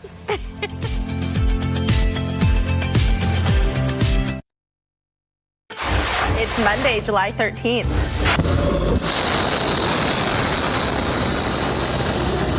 The U.S. and Iran trade overnight strikes as traffic along the Strait of Hormuz slows to a multi-week low.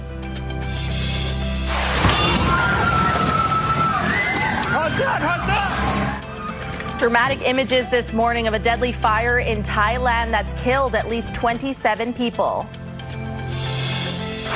They're aware of the weather, and I think that their own safety measures are really, really helping. And after a scorching hot weekend, another year of country thunder wraps up in Craven. Stay with us, Saskatchewan. Your morning starts right now.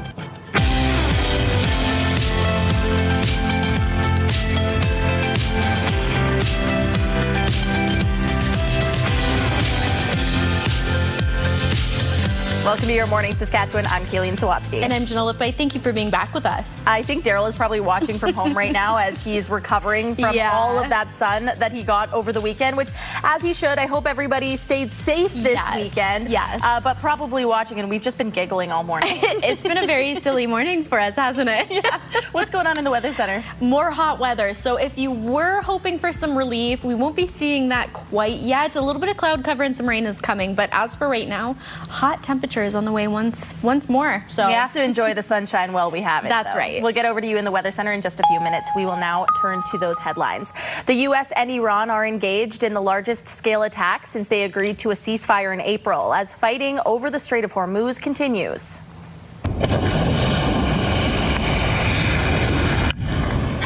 Fired warning shots as two ships attempting to cross the Strait of Hormuz today, according to state television.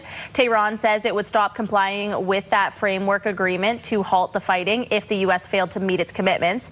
U.S. Central Command launched an overnight barrage on dozens of Iranian targets, aiming to degrade Iran's ability to launch its own attacks.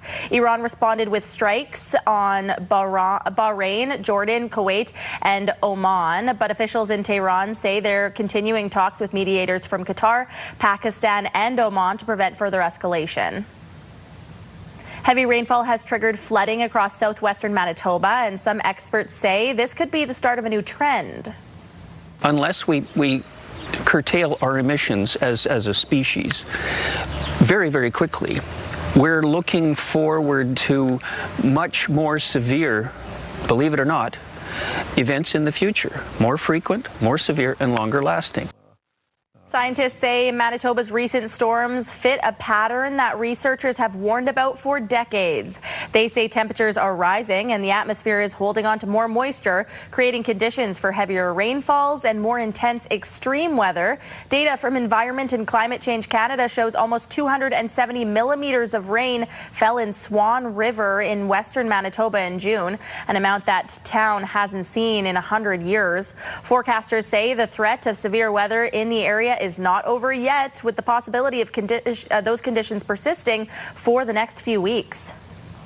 With much of Saskatchewan and Canada seeing intense heat, it's part of what's shaping up to be a hotter than normal summer. And it's not just hard on the people. Infrastructure is also taking a beating. CTV's Camille Karamali now on the growing cost of the changing climate in our cities that we weren't exactly built for.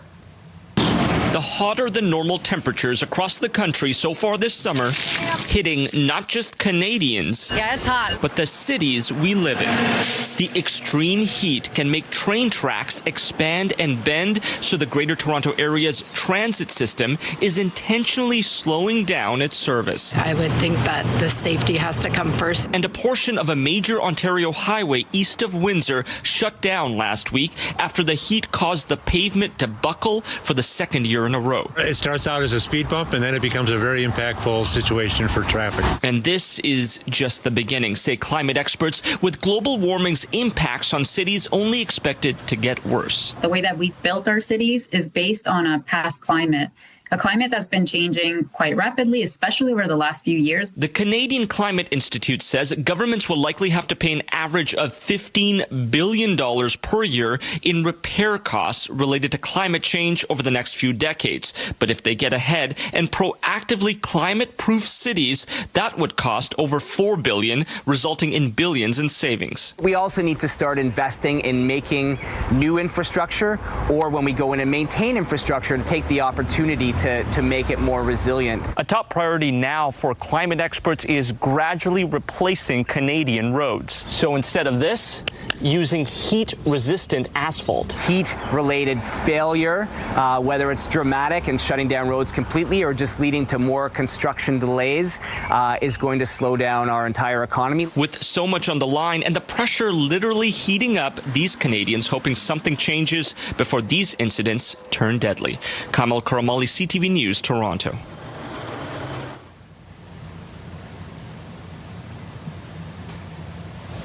Oh, sorry, Jeremy. That hot weather having an impact in the northern part of the province.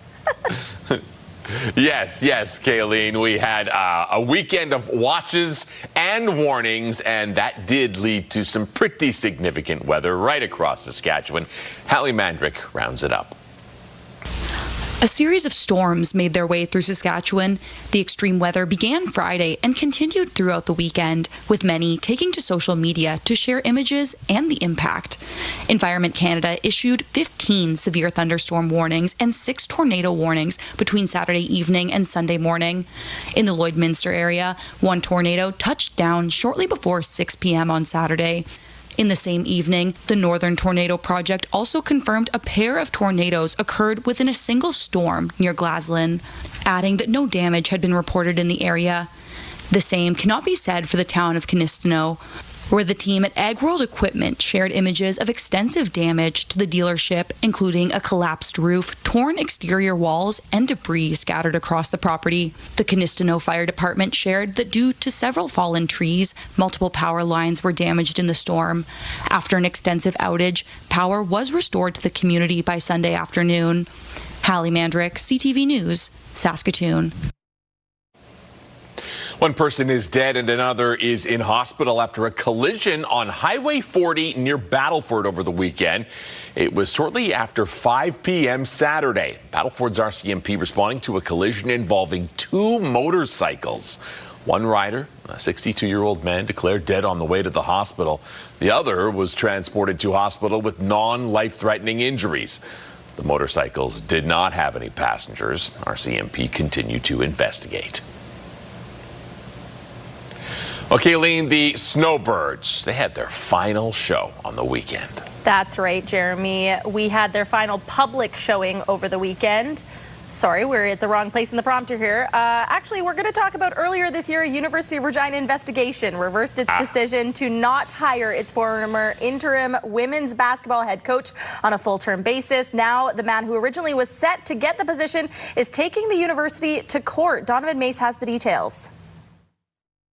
A women's basketball coach is suing the University of Regina. He was hired to become the program's new head coach, but the university walked back the decision after facing public backlash. According to court documents filed with the Court of King's Bench in Regina, Jordan Webb accepted and signed a contract to become the Cougars women's basketball coach in mid-April. The lawsuit outlines Webb signed a 3-year deal worth nearly $92,000 per year in salary and other benefits.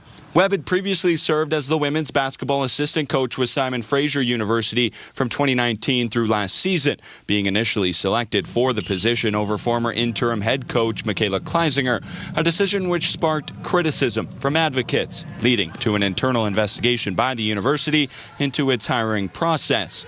That investigation finding Kleisinger's strong competitive record as interim coach, as well as her deep connection to the institution and the broader community, were not given the necessary weight and merit, and she was offered the position at the end of April.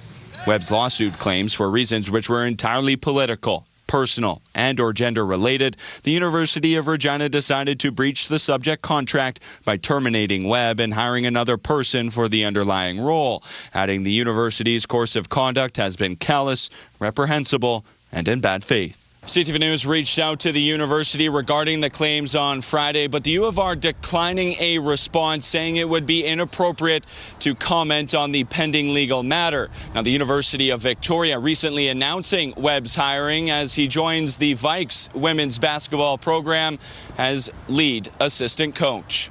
Donovan May, CTV News, Regina. Canadian Forces Snowbirds performed one of their last public performances on Saturday in Moose Jaw at the Moose Jaw Municipal Airport. The main events took place from 1 to 2 p.m. with various formations of entrances coming from some of the country's talented pilots. As a city with deep snowboard history, it was an emotional day for those who live in the area.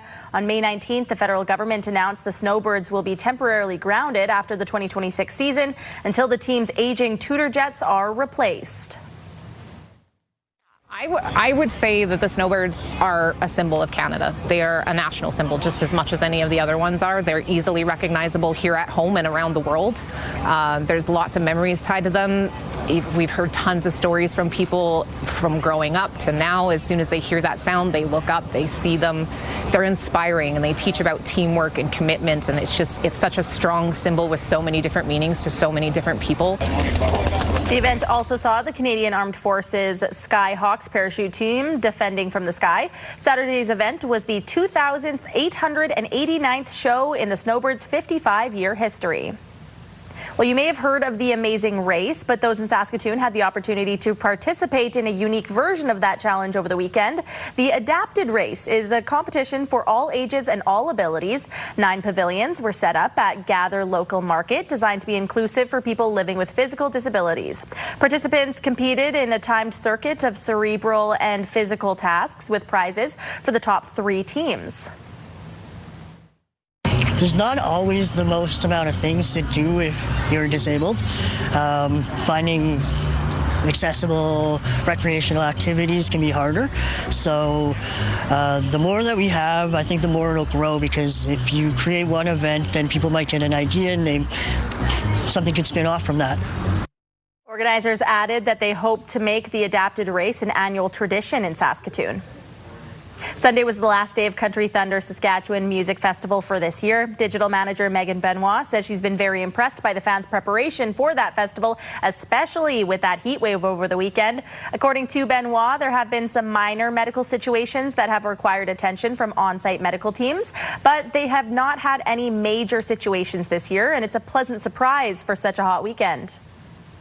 I would say that I'm very impressed with the fans themselves. We've not seen a ton of incidents that have had to be elevated to our medical team, which is fantastic. And I think it's because people are taking really good care of themselves. They're taking the necessary precautions, staying hydrated, putting on the sunscreen, wearing the hats.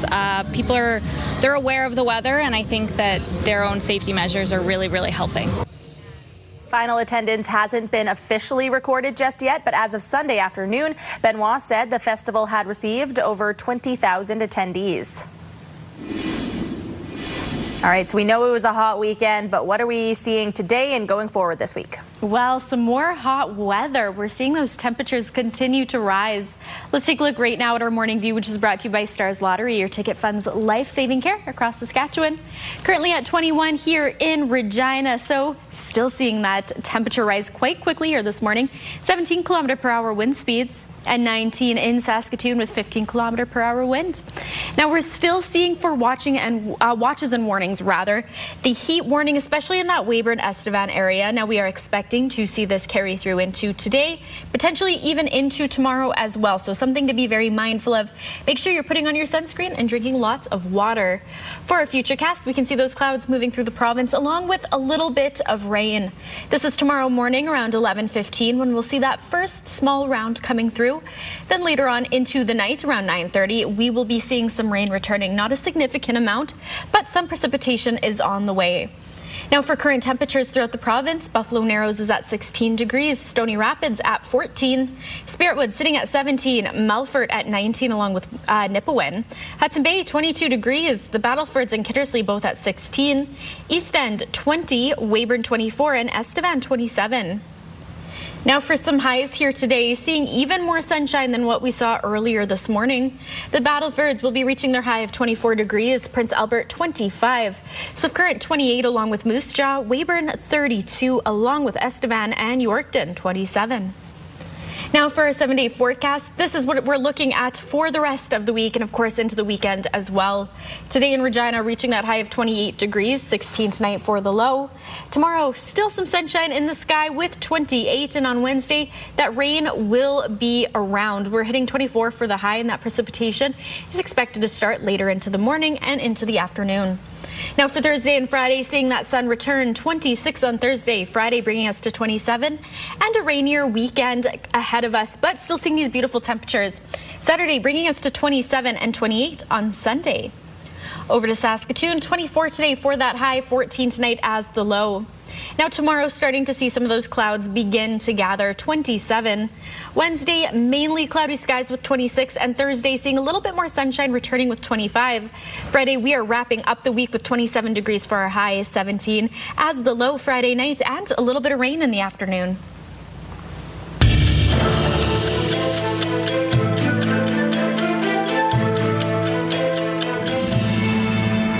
Today in history, in 1953, the Stratford Festival staged its first play, Shakespeare's Richard III, starring Alec Guinness. In 1837, Queen Victoria moved into Buckingham Palace, becoming the first UK monarch to live there. And in 1923, officials unveiled the Hollywood sign in the Hollywood Hills. At that time, the sign spelled out Hollywood Land, and the last 4 letters were dropped in 1949.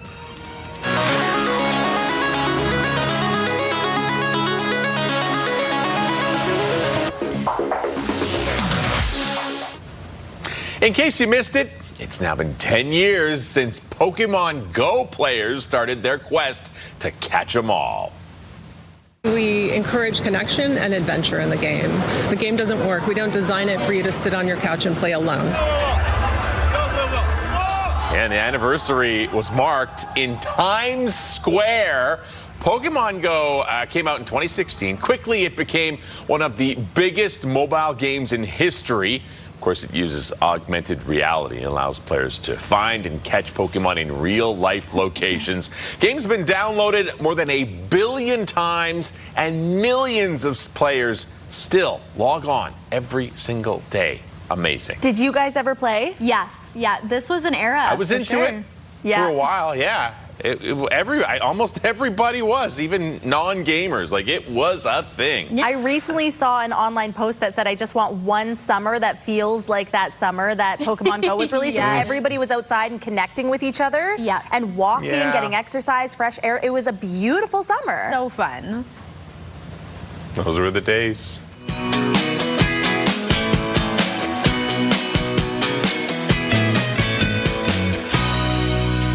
So we're asking you today, what's your favorite card game or board game? And special shout out to Michelle on X this morning. She sent us a message that said, Uno, show 'em no mercy. Yeah. And I have to also say, when we play Uno in the office here, we actually added in a special card, and it's called Corey Pick Up 7, just for the director every time he plays. It's just you, Corey Pick Up 7. Yeah, a special little addition.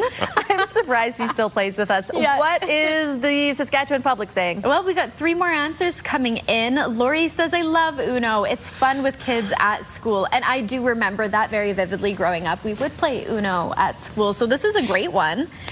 Fran, who says, for cards, War, and for board games, Scrabble. Oh, I forgot about War, the card game. And Bev, who says, we love Canasta, but a fun game that we found is 5 Crowns, fun for all ages, and can be for 2 to 6 players. We're on our 3rd deck of those cards, and I like this one too. We used to play Canasta. As somebody who's not like an avid board game player or card player, this was something that we did play growing up too. So yeah, really great answers. Thank you so much to everybody who sent in your answers, and of course we will have another question for you tomorrow.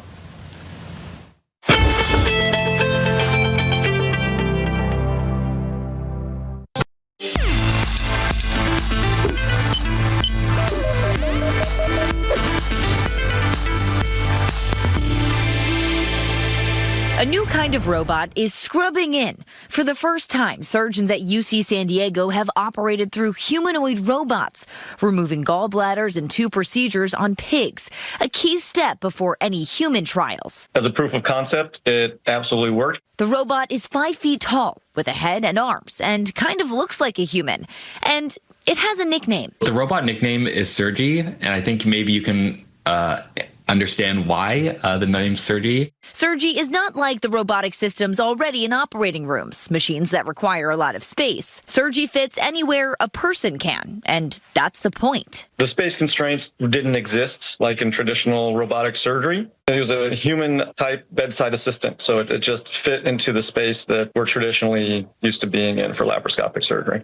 You can imagine this device being deployed on a ship, in a village somewhere, in a smaller operating room environment that's not in major cities, and it opens up, I think, a lot of doors for access. Researchers say robots like Sergi could one day help ease staffing shortages in hospitals, starting as an assistant, handing tools and cleaning up. And while most humanoid robots go viral for stunts, the team says this is about something bigger. Humanoid robots being used for doing things like backflips and kung fu, things that ultimately aren't helping society. And we as a team knew that with some technological development, we could show a role for humanoid robots to actually help benefit society and help people. The robots aren't ready for hospitals yet, but researchers say that day is coming. With this study, I believe we've shown that it is possible to use humanoid robots in an operating room to do real procedures that can eventually save lives. Sophie Flay, ABC News, New York. Health Report, brought to you in part by SEIU West, Saskatchewan's first healthcare union. Saturday was National Itch Check Day. It's a community event designed to help pet owners better understand what might actually be going on when your pet starts to scratch. So I'm joined now by Dr. Kate Dean from Martinsville Veterinary Hospital. Good morning. Good morning. How are you? I am great. So this is about pet skin health, right? What should we be looking for if we suspect something is up in that realm with our pets? You bet. So just like with your own skin in pets, we're looking for any signs that skin isn't healthy. So that can look like redness or flaking. Sometimes there even we start to see some crusts or some scales where that skin has sort of oozed some fluid out of it. Anything that doesn't look like your pet's skin as a normal, healthy skin layer is a concern. Okay, and so if we find something like that, the common thinking is there might actually be something more going on, right, to cause that. Yeah. So it can be anything from, a simple trauma. So they might have scratched themselves, whether with their own toenails or on a stick when they're out running about, or there may be a secondary bacterial infection going on. You can even get yeast infections there. There can also be situations where allergies are playing in, where the immune system is just really overcompensated and responded quite a lot and created almost a worse situation than what the pet normally would have. And in this sort of season, we're starting to see a lot more of those allergies flare up because we've got that humid, moist environment going on right now. And it just really creates the environment that those bacteria love, which can cause a lot of issues for pets. Okay. Do pets have, like humans, are there allergy seasons? Does it get particularly bad at particular times of year for pets? You bet. So good news, bad news here with all the snow we have.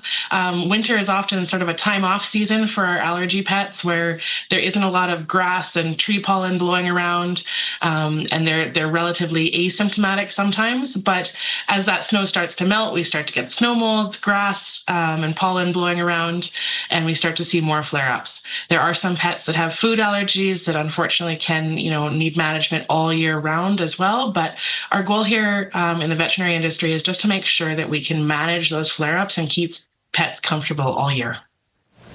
Okay, so we have a lot of summer left, a lot of being outside left for probably a lot of pets. What can we do to keep our pets comfortable? You bet. So the best thing you can do is keeping them clean and dry. So, as it heats up, we just saw that weather forecast. As we see pets in lakes swimming around, make sure when they come out of the lake that, the water was looking a little bit green. We're rinsing them with some clean water, drying them off right away, and removing anything from their body that might trap that moisture. So no wet collars, no bandanas, no wet bedding for them to sleep on, just making sure they're dry and clean as soon as possible. If you're going for walks and you know that your pet does suffer from some allergies in the environment, you can do simple things like wiping off their paws or even wiping down their body with a damp cloth just to remove some of that pollen from their body. And if you have a pet that's suffering from those environmental allergies, just making sure that you're trying to keep them as clean as possible. Okay, Dr. Kate Dean, Martinsville Vet Hospital. Thank you so much for your time this morning. Have a great rest of summer. You're welcome. Take care.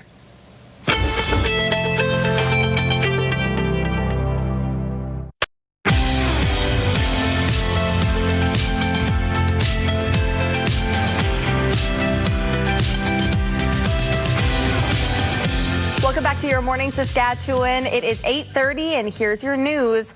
Prime Minister Mark Carney made a pitch for national unity during a stop at the Calgary Stampede. With everything coming together at this time, where Canada's poised to help lead the world, Alberta leading Canada, that's what we need. Flipping pancakes and shaking hands at the Stampede is a summer ritual for politicians. Conservative leader Pierre Poilievre also made a stop last week. This year's Stampede visit comes before an October referendum. Of course, people in Alberta will vote to decide if there will be a binding referendum on separation. Earlier this month, Ottawa and Alberta announced a new proposed pipeline route to BC's south coast.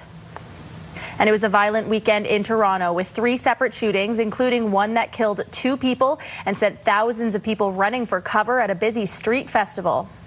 I just saw a wall of people running towards me, and I freaked out. I didn't know what was going on. Everything was normal, and suddenly you look outside and we're like, why is everyone running? What's happening?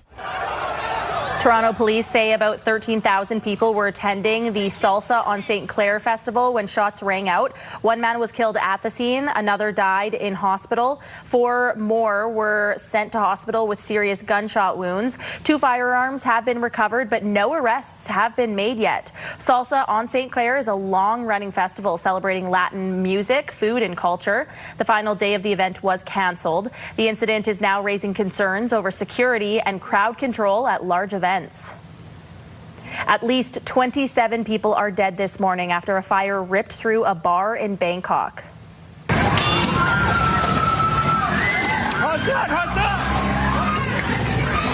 Footage shows people racing to get out as the flames explode in size. Witnesses say the flames spread fast. Most of the people who died were found inside of a bathroom where they were looking to escape the flames. In addition to the deaths, 63 people have been hurt, 22 of them critically. Preliminary investigations suggest the fire could have been caused by an electrical short circuit in an air conditioner, but nothing has been confirmed yet. In a charged tariff environment, Toyota has announced it's moving some of its production of its Tacoma pickup truck out of Mexico and into the U.S. with a new $3.6 billion auto plant. Trade watchers in Canada are nervous about the possibility of similar moves here. As a new survey shows, a large number of Canadian manufacturers are thinking about making a move or have already done so. CTV's Abigail Bimman reports from Ottawa. This is Fiber, a farm equipment manufacturing company in Crystal City, Manitoba, co-founded by Derek Friesen's dad. We love our people and our communities. But Friesen says the current climate of U.S. trade uncertainty, combined with Canadian red tape and regulations, has him musing about a move south of the border. I don't know if it's in our very short term, but at some point, if this continues, we definitely will have to continue to service our customers. There's certainly certain advantages of moving production to the U.S., including, having a more streamlined supply chain, access to a larger customer base. A new survey from KPMG shows 42% of Canadian manufacturers are considering moving production south or already have. 57% have paused, cut back, or canceled capital investment projects. And 61% say their business can't survive without access to the United States. Canadian companies are no longer in the wait-and-see mode. Canadian manufacturers and exporters saw similar results from their own survey. The CEO says trying to work around tariffs makes Canadian companies less competitive. It is the worst of all worlds when you have a situation where you can't really predict what the future is going to be. Dennis Darby says members are watching Toyota's decision to move some production out of Mexico closely. I think it's going to be the largest plant in the world, car plant, and they're moving into the United States. And again, they're doing that to avoid paying the tariff. I think the worry meter should be high. International trade lawyer William Pellerin expects to see similar moves out of Canada, though any potential automaker move won't happen in the short term due to government backing. For sure it will happen in the wood product space. We're seeing that with our clients right now in that space. A lot of small towns will go from having an important manufacturer to nothing. KPMG found 11% of Canadian manufacturers plan to move their headquarters to the U.S., and with manufacturers making up more than 10% of Canada's GDP, experts say even that relatively small number could have a big impact on our economy. Abigail Beeman, CTV News, Ottawa. The annual Brits Buy the Best car show rolled into Saskatoon over the weekend.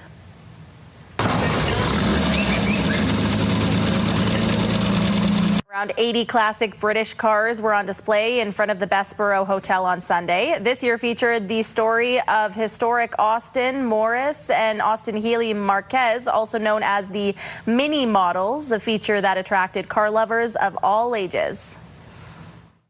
I really like it because my grandpa has a Mini and I helped him restore it. And it was super fun and I liked being able to show it off. I helped him put the engine back together. I helped him with all the electronic stuff. Basically, I helped him with a lot of it. This year marked the 27th time the show has been hosted in Saskatoon. The Saskatchewan Rough Riders are heading into their bye on a high after defeating the visiting Hamilton Tiger Cats 38-7 last night. Saskatchewan sends 4. The Legala picked off just inside the 5 by Woods. And Woods is going to take it back to the 30. Look at him go. Woods to the 15. The Riders' defense turned the ball over 4 times, most notably this 107-yard interception return for a touchdown by Josh Woods. Now going into a bye week, the Riders are tied with Edmonton atop the West Division.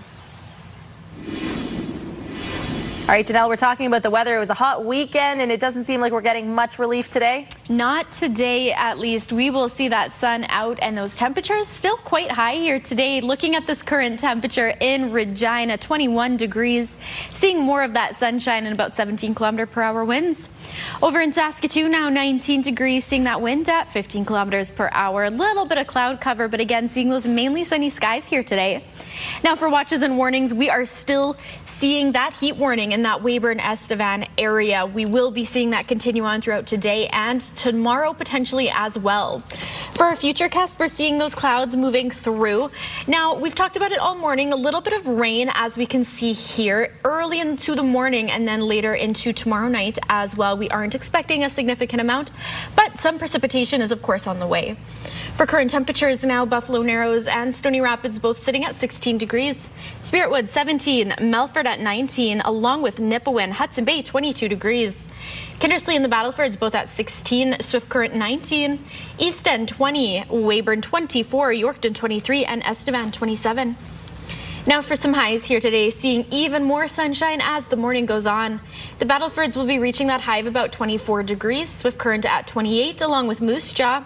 Prince Albert 25, Yorkton 27, Weyburn and Estevan both 32.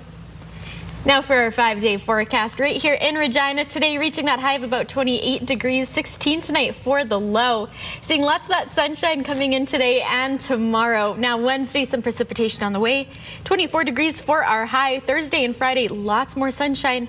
26 on Thursday and Friday, bringing us to 27. Over to Saskatoon, 24 today as that high, 14 tonight for the low. Tomorrow reaching 27, but seeing a little bit more cloud cover in the sky, and Wednesday mainly cloudy skies with that high of 26. Now on Thursday, 25 degrees with that sunshine. Friday bringing us to about 27, seeing a little bit more rain, and 17 Friday night for the low.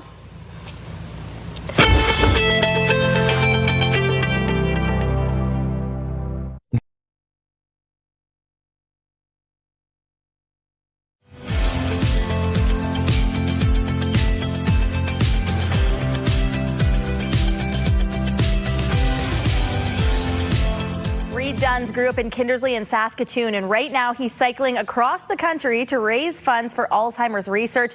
After riding through many provinces, he's now made his stop right here in Regina, and he joins us now. Good morning and thank you. Hey, good morning. Thanks for having me. So let's start about where this idea came from and why are you raising money for Alzheimer's? Yeah, well, I initially attempted cross Canada in 2010, had some back issues, and 16 years later, after my mother-in-law was getting ill with Alzheimer's, I decided to contact Alzheimer's Society and make a big project. And yeah, so that's basically why I'm raising money for Alzheimer's for my mother-in-law and many out there that are suffering. So for the research, really. So it's a fantastic goal that you're doing this for. Yeah. First of all, congratulations on how far you've come so far. Where did you start and when?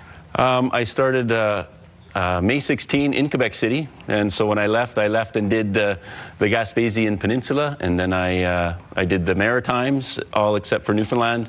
Flew from Halifax to Vancouver, and left Vancouver June 11th, and worked my way home to visit friends and family. Now I'm back here for the other part of the friends and family down in Regina, and just eager to get back on the road, yeah. 59 days on the road so far, though. What have been some of your highs and lows? Well, weather was a really rough start in May. It was rainy, 5 degrees, wind in your face. That was really tough, and like almost getting hypothermic. And my wife had to send out some extra warm clothes on the bus in certain towns to pick up. And then the complete opposite, climbing the hills and the mountains with not a lot of water and big heat and big climbs up to 1,300 meters. Allison's Pass, Rogers Pass. Those are some tough moments for sure. But the highlights, the biggest one was just meeting a fellow cyclist in Rosetown, just randomly, also riding across Canada, raising money for Alzheimer's research. He's from Britain, and we both had sponsored jerseys, and we swapped our jerseys like the World Cup, like literally, yeah. So that was really special. So we rode out the next day wearing our. He rode for my family, and I rode for his mother. It was really special, yeah. What a heartwarming addition to what was already a fantastic story. I'm hoping to learn more about that next time. But you grew up in Saskatchewan, so what's it like rolling back into your home province? Well, it's I think it's just the beauty of the plains. It's everybody on the road, from the truckers to locals pulling over, actually even giving me water. But I love the plains, the prairies. You got the canolas in bloom and the endless skies, and it's great to see friends and family again. But the cities are certainly booming much more than I thought. But I've been back from time to time. But it was nice to see friends and family for sure. A beautiful province for sure. Absolutely. People are probably watching right now thinking, well, how can I support you on this journey? Yes, well, I post everything to my social media, Reed Duns, Facebook, and I have a QR code also that I bring up every now and then on there. So there is a tab for English, as it was done in French in Quebec City, but there is a toggle for that, and you get tax receipt for that as well. So yeah, it's all 75% of monies raised is going to research, and 25% is staying locally in Quebec City, Charlevoix area for the society. Quebec Society, yes. Well, once again, congratulations on how far you've come so far, and good luck with the rest of your journey. Thanks for coming in. Thank you very much.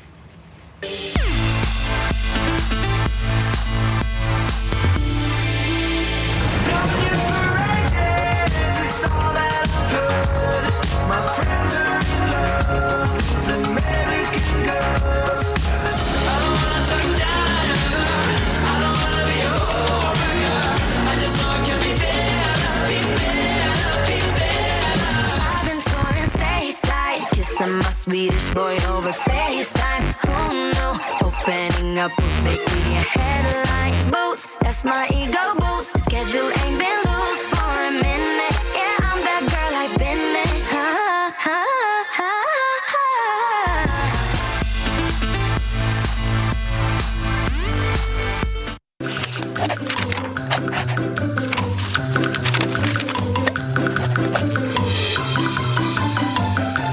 It's time for our Monday edition of Why Do We Say That? Today we're asking you at home, why do we say the phrase yo-ho in pirate speak? Where does it come from? What do you think, Jeremy? I have never even considered this before. Yo-ho-ho. I have no idea. where that I can't even venture a guess. I'm sorry. Janelle and I were talking in the break beforehand. We were guessing Yo-Ho, and I finished it, and I said, I know it's Yo-Ho and a bottle of rum. Part of me thinks that it comes from a pirate book, but they had to base that on pirates in real life, right? What do you think, Janelle? This is a tough one. I haven't really put a lot of thought into this ever before, but I think it's just something, I don't know, it's something that they say. Let's hear what the experts say. Yeah. So we come to pirates. And the short answer to why did pirates say yo-ho is they actually didn't. Or they did, but not quite in the way you think. So what about the song that we associate with pirates, 15 men on a dead man's chest, yo-ho-ho, and a bottle of rum? Well, that comes from Robert Louis Stevenson and his novel Treasure Island from the 1880s. We don't have any evidence of any pirate-specific songs, so we don't know of any. We can't attribute any particular sailor song specifically to pirates. Most of them were simply songs that circulated in maritime culture. And I think what Stevenson wanted to do in the book is create a kind of distinct pirate culture. So he makes up this poem.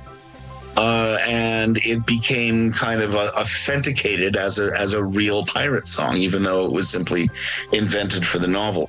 And to his credit, he did, at one point when he was writing the book, ask a friend of his to find a definitive book about pirates. And he was given what was probably the best book of the time and the best book anywhere, Charles Johnson's 1724 General History of the Pirates. And he created a lot of stuff, took a lot of stuff from that and created kind of the pirate image that we know now.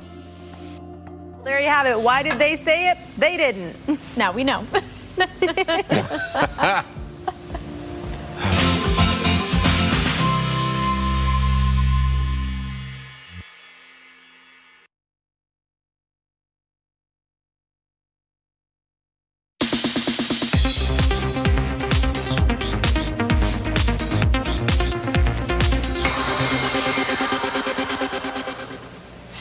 Now we remember Sam Neill, the star of Jurassic Park and The Piano. Passed away at the age of 78 after a battle with blood cancer. Lara Spencer has more on his legacy. This morning, the world is remembering screen legend Sam Neill. Don't move. You can't see us if we don't move. To millions, he was Dr. Alan Grant. It's a dinosaur.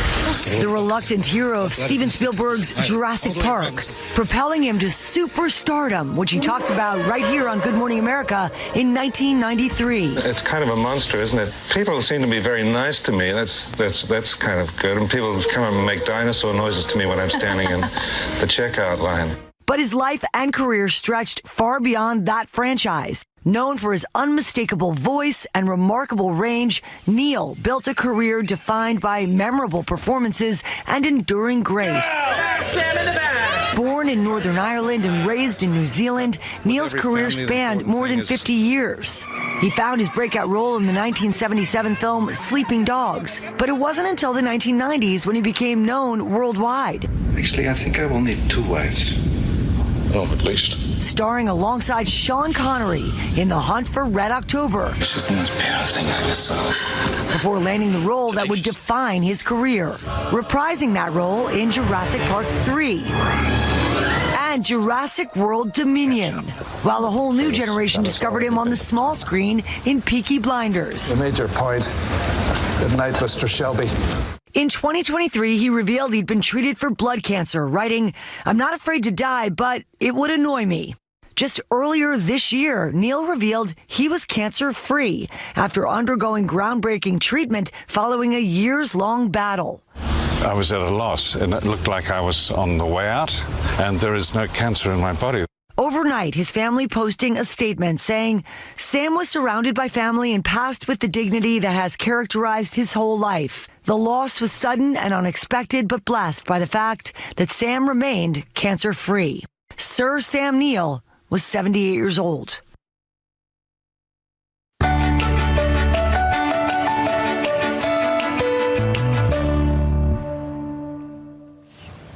Every summer, the Chalk Art Festival fills the streets of Denver with temporary art. And for one woman, it started a creative journey leading to something much more permanent. Victoria Perez shows us how years of drawing on pavement helped an artist start a career. All of this art won't stick around forever. But that's never stopped Olivia McLeod. It's really, really nice to be making such good progress. The beauty for her isn't about how long it lasts. To be really honest, as much as I love the drawing component, I really like the community aspect of getting to talk to everybody. Olivia's been part of Denver's Chalk Art Festival almost every year for nearly 2 decades. When I was 13 years old, I participated for the first time. My mom and her salon sponsored my square for the year. When Olivia first wanted to create, thank you, her mom Michelle McLeod helped make it happen. You know, I always wanted my kids to have the idea that you can do anything that you put your mind to. So I'm like, okay, well, we'll figure out what we have to do. So, and that leap of faith paid off. It's really been so neat as a parent to have seen like the investment of time that she's put in really come to fruition. Olivia continues to turn pavement into works of art. Knowing the piece she just spent hours creating. Either way, I'm approaching it pretty much the same, so that the image itself is as finished, completed, and enjoyable as possible, no matter if it's going to get washed off or not. Is only temporary. For me, it's really about the process of it, of these community aspects of getting to chat with people. Lately, Olivia's been trying something new. What is your usual media as an artist? She still does art. I do a lot of pastel and a lot of pen and ink as well. So dip pen, and then I'm a tattoo apprentice as well, so skin. It just doesn't wash away as easily. Olivia is an apprentice at Keepsake Tattoo Shop. And it was one of those fields that just kept coming up in interest, so finally found a way to pursue it after turning 30. She's still learning, and her mom is still there. It's just an honor that she still wants me here to help her and be at her side and do whatever things she needs me to do. And after so many years of creating, Olivia's learned that art, whether it lasts a few days or a lifetime, it's always worth making.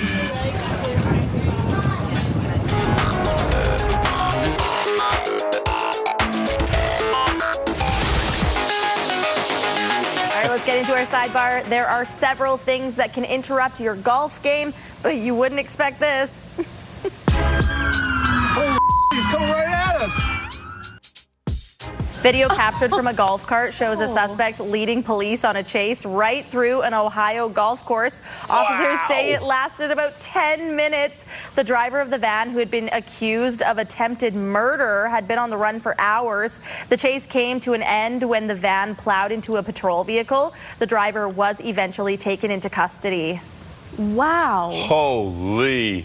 Imagine. My goodness. It's funny. My partner Dalton loves to go out and golf, and when he comes back he's got stories to tell me, and I'm always kind of like, I don't really understand what's going on. If he came back and told me this happened at golf, I would be locked in. Pics or it didn't happen, right? Exactly. Thank goodness there was video to prove this. Yes. Wow. All right, Jeremy, over to you. All right, there is something very special about making memories with your teammates. May I have your attention, please? May I have your attention, please? Yeah, so this is an under 10 baseball team in Arizona. They decided to have a bleach party. All went bleach blonde. Ooh. Thought it would be a team bonding experience before they head off to a tournament in California. So that's kind of cool. Those are some busy moms getting that all done there. Wow. As somebody who has been bleaching their hair for about 20 years, I really hope they had some toner to go with it. Deep conditioner, maybe. Yeah, and bleaching at home, sometimes it can make your scalp really hot. Yeah. And, ooh. Well, all right. One last one very quickly. They seem to know what they're doing. To leave you off with tofu. So popular in Japan, it's sold door to door. Akiko makes her rounds in eastern Tokyo 3 times a week to sell her tofu and tofu-related products, of course. She considers her tofu business a bit of a side gig. The route allows Akiko to make special connections and check in on her regular customers, many of whom are seniors. How sweet is this? This is adorable. I want to know what tofu-related products are, though. I have questions. All right, we leave you on this Monday with this video. Thank you for joining us today. We'll be back tomorrow starting at 6 a.m.